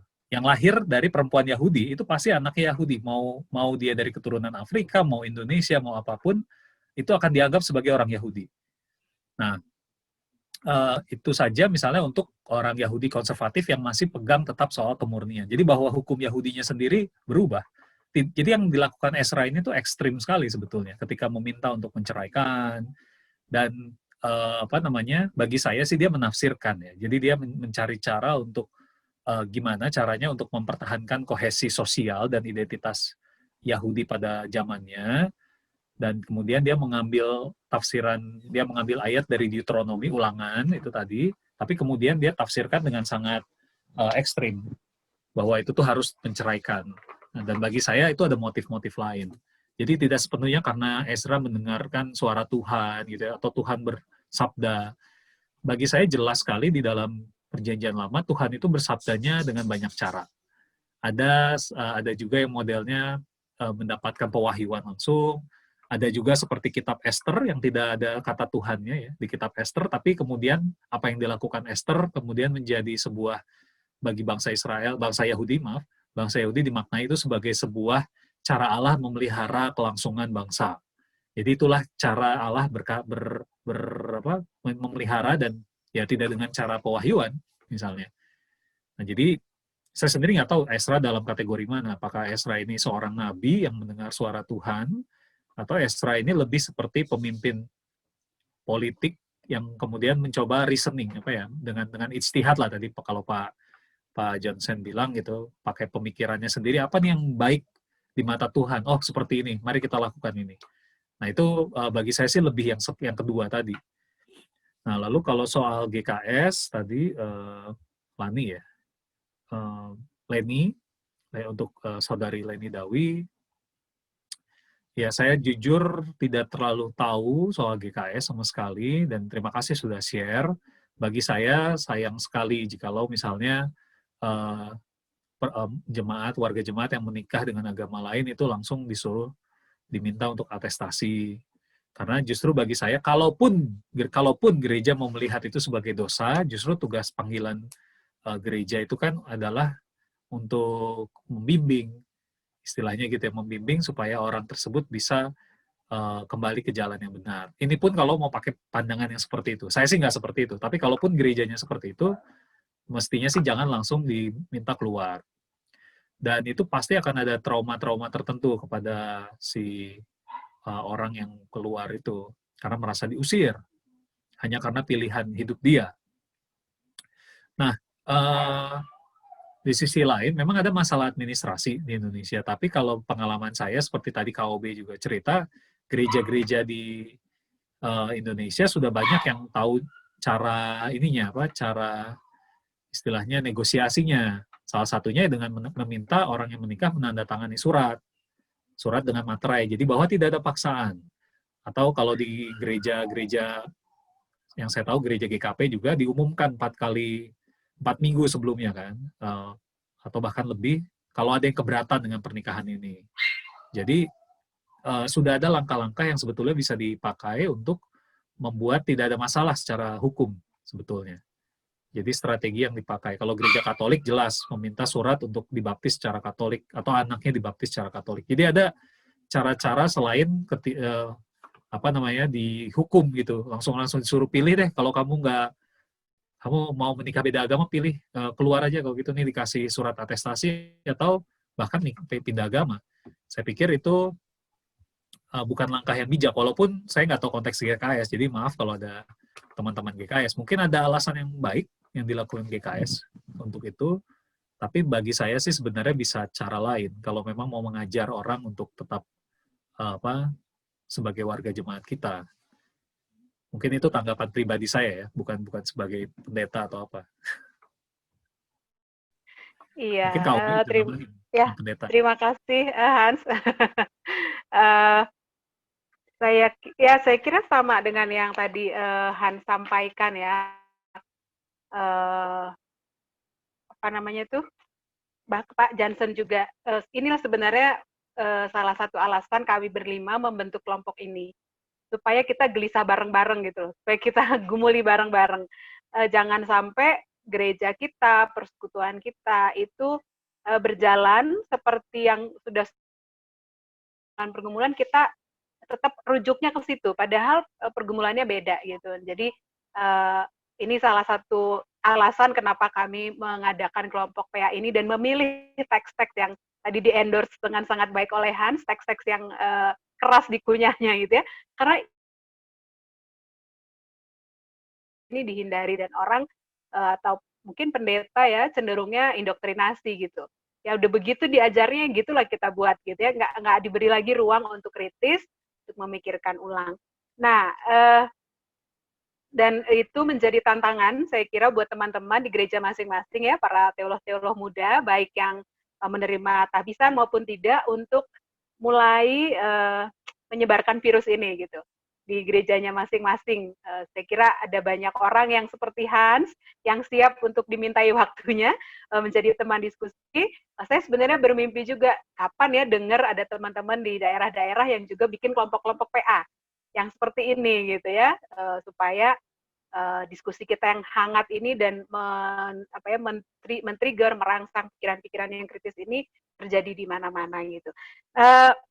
Tadi ada satu lagi yang mau kasih komentar, tapi rupanya sudah tidak ada di ruang Zoom, dan waktu kita juga sudah cukup malam buat kami di sini. Hans di sana baru seger-segernya, kita udah mulai ngantuk, udah mau jam 9. Jadi saya kira saya akan tutup. Mungkin sebelum saya tutup, Hans ada semacam closing statement atau kata penutup, silakan. Ya, paling closing statement-nya adalah saya pikir dalam konteks gereja Indonesia, Alkitab ini masih tetap menjadi pusat dari segala tindak tanduk kita, segala cara kita berpikir, dan karena itu proses-proses pembelajaran terhadap Alkitab perlu terus kita lakukan. Dan saya sangat senang bisa ngobrol bareng, dan mudah-mudahan sih dari sini ada keberanian bagi kita untuk terus mengolah teks Alkitab itu, membacanya secara dengan perspektif baru, dan dari situ kita juga punya keberanian untuk melangkah, karena kita bukan cuma asal mikir gitu ya. Seringkali dituduh cuma pakai rasio gitu. Enggak, ini kita ngomong juga berdasarkan Alkitab. Dan kita perlu reclaim teks-teks Alkitab yang seringkali sudah diklaim inilah yang tepat penafsirannya, tapi justru kita tunjukkan bahwa Alkitab ini sebuah buku yang bisa dibaca oleh siapa saja dan punya makna yang terus-menerus baru, dan itulah keindahan Alkitab. Dan mudah-mudahan setelah ini sih ayat Esra ini nggak jadi dasar untuk nikah beda agama, itu harapan saya. Kalau mau cari ayat untuk nikah beda agama, cari aja yang lain gitu, jangan Esra ini atau jangan 2 Korintus. Kalau ada ya, kalau ada. Tuh, paling itu aja dari saya. Terima kasih Kak Obe. Iya, sama-sama Hans. Saya jadi galau nih karena ada satu orang yang mau nanya. Bolehkah terakhir Hans, takutnya nggak bisa tidur nih yang mau nanya nih. Meskipun udah ditutup ya, silahkan Kiesha tadi ya. Iya benar, Kiesa. Ya, silakan Kiesa. Takut nanti nggak bisa tidur, terbayang-bayang mimpi, jadi boleh disampaikan. Silakan. Tadi mau nanya tiba-tiba kepikiran sih, kalau misalnya sebagai pendeta nanti kan kita di jemaat ngelihat kan biasanya sebelum nikah tuh kan ada bimbingan pranikah, dimana sebagai pendeta kita menghadapi bimbingan pranikah itu, maksudnya dari segi pastoral atau apa tuh, apa yang harus kita bilang, maksudnya kayak gitu sih Kak, tiba-tiba kepikiran. Oke, terima kasih Kiesa. Hans mau ada respons? Ya, itu real sekali ya. Saya pikir pada proses bimbingan pranikah itulah biasanya nanti ada masalah-masalah. Ya, misalnya muncul ada misalnya orang yang orang tuanya nggak mau datang ke pemberkatan, misalnya cuma mau resepsi. Jadi nggak sepenuhnya merestui gitu, dan itu ditunjukkan sekali oleh pihak. Jadi memang problemnya kan pernikahan ini bukan cuma pernikahan 2 orang, tapi juga kalau di Indonesia kan ini pernikahan keluarga, bahkan keluarga besar. Dan disitulah biasanya muncul masalah.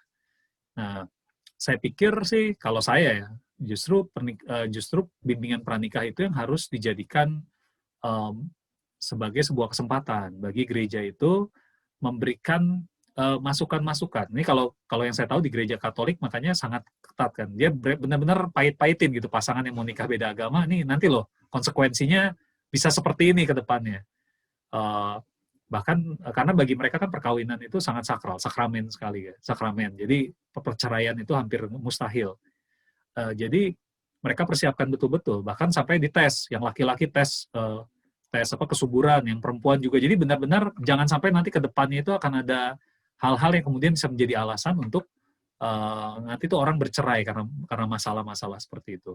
Nah, kalau untuk Protestan, saya pikir ya di momen di pembimbingan itu kita bisa memberitahukan secara jujur biasanya masalah-masalah apa yang dihadapi, tanpa menghakimi, tanpa menghilangkan bahwa pernikahan itu pada hakikatnya adalah hak seseorang, itu pilihan hidup seseorang. Jadi saya pikir perlu keseimbangan di situ dan mempersiapkan bahwa memang akan ada perbedaan yang real. Nikah satu gereja aja bisa masalah, nikah beda gereja masalah, nikah beda agama masalah. Kalau zaman sekarang nikah beda pandangan politik juga bisa masalah kan, satu pendukung presiden A, satu dukung calon presiden B gitu, itu bisa jadi masalah juga. Jadi saya pikir hidup manusia memang banyak masalah dan gereja mestinya membantu menyelesaikan masalah, bukan nambahin masalah.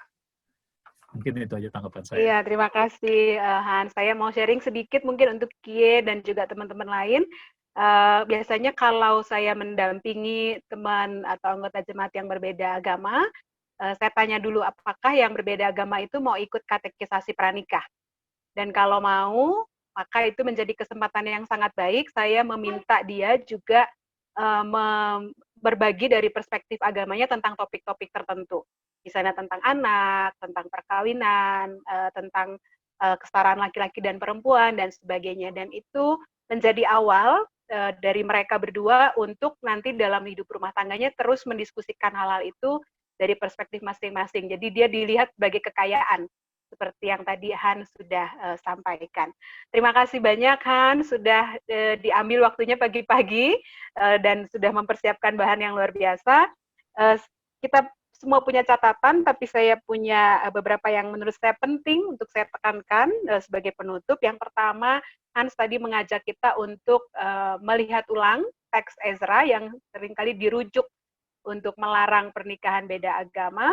Ternyata dia kaya sekali dan ada banyak unsur-unsur di dalamnya yang sebenarnya jangan-jangan tidak bicara soal itu. Hans juga tadi menekankan, dan ini penting sekali, bahwa ada suara yang dibungkam dalam teks ini, yaitu perempuan-perempuan asing yang diusir dan juga anak-anaknya. Dan itu yang seringkali realitanya ya, ketika ada kebijakan-kebijakan yang dibuat di gereja dan lain sebagainya, ada kelompok-kelompok yang terpinggirkan, ada kelompok-kelompok yang terusir, ada mereka yang dibungkamkan. Dan Hans juga tadi mengingatkan kita semua bahwa Allah yang kita percaya, yang kita baca di dalam Alkitab, juga adalah Allah yang inklusif, Allah yang mengasihi bangsa-bangsa lain. Bahkan kita banyak membaca teks-teks tentang perempuan asing yang bukan saja diterima, tetapi bahkan menjadi pahlawan. Jadi kita sangat diperkaya malam hari ini oleh Hans, dan sekaligus ditantang untuk membaca Alkitab dengan cara-cara yang baru, dengan perspektif yang baru, dan juga mendiskusikannya dalam komunitas kita supaya kita tetap up to date, merespon realita-realita pergumulan-pergumulan yang ada. Terima kasih banyak Hans, saya tetap mau men-trigger, mau menantang dalam tanda petik teman-teman untuk juga buat diskusi-diskusi yang seperti ini di konteks masing-masing supaya kita semua belajar. Terima kasih, saya akan menutup, tapi sebelumnya kalau teman-teman mau berbagi tentang pengalaman kita malam hari ini, boleh di-share kepada teman-temannya. YouTube kita, ada di YouTube Biblika Progresif, sudah ada 16 PA ya Esi ya, dengan hari ini. Masih ada yang menyusul. Oh iya, masih ada yang menyusul ya, ya betul. Dan supaya kita semua belajar dan banyak yang dicerahkan. Kalau Hans merasa kurang nyaman dengan beberapa statement dalam percakapan kita, boleh disampaikan ke Dina, nanti akan diedit supaya hal-hal yang sensitif tidak merugikan siapapun gitu ya.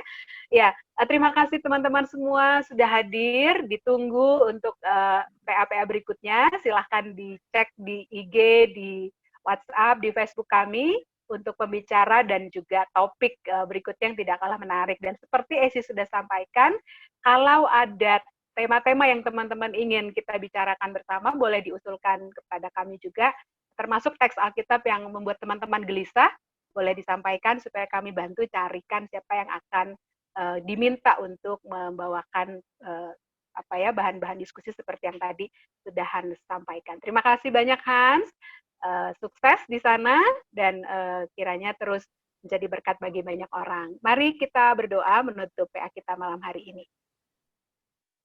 Ya Allah yang kami percaya, sebagai Allah yang inklusif, Allah yang mengasihi semua orang, terima kasih kami boleh belajar banyak pada malam hari ini. Terima kasih untuk Hans yang sudah menyediakan waktu untuk mempersiapkan bahan diskusi dan juga memfasilitasi kami dalam diskusi hari ini. Terima kasih untuk hikmat yang sudah Tuhan karuniakan kepada kami semua, sehingga kami boleh belajar hal-hal yang baru, hal-hal yang baik untuk pelayanan kami di tempat masing-masing. Kami berdoa untuk Hans dalam pekerjaannya dan juga aktivitas-aktivitas yang lain di sana. Tuhan terus sertai, beri hikmat, beri kesehatan, terutama dalam masa-masa pandemi ini. Kami bersyukur karena hikmat Allah telah menuntun kami dalam proses belajar kami bersama. Di dalam nama-Mu ya Kristus, kami menaikkan syukur dan memohonkan berkat dan pertolongan bagi kami semua. Amin.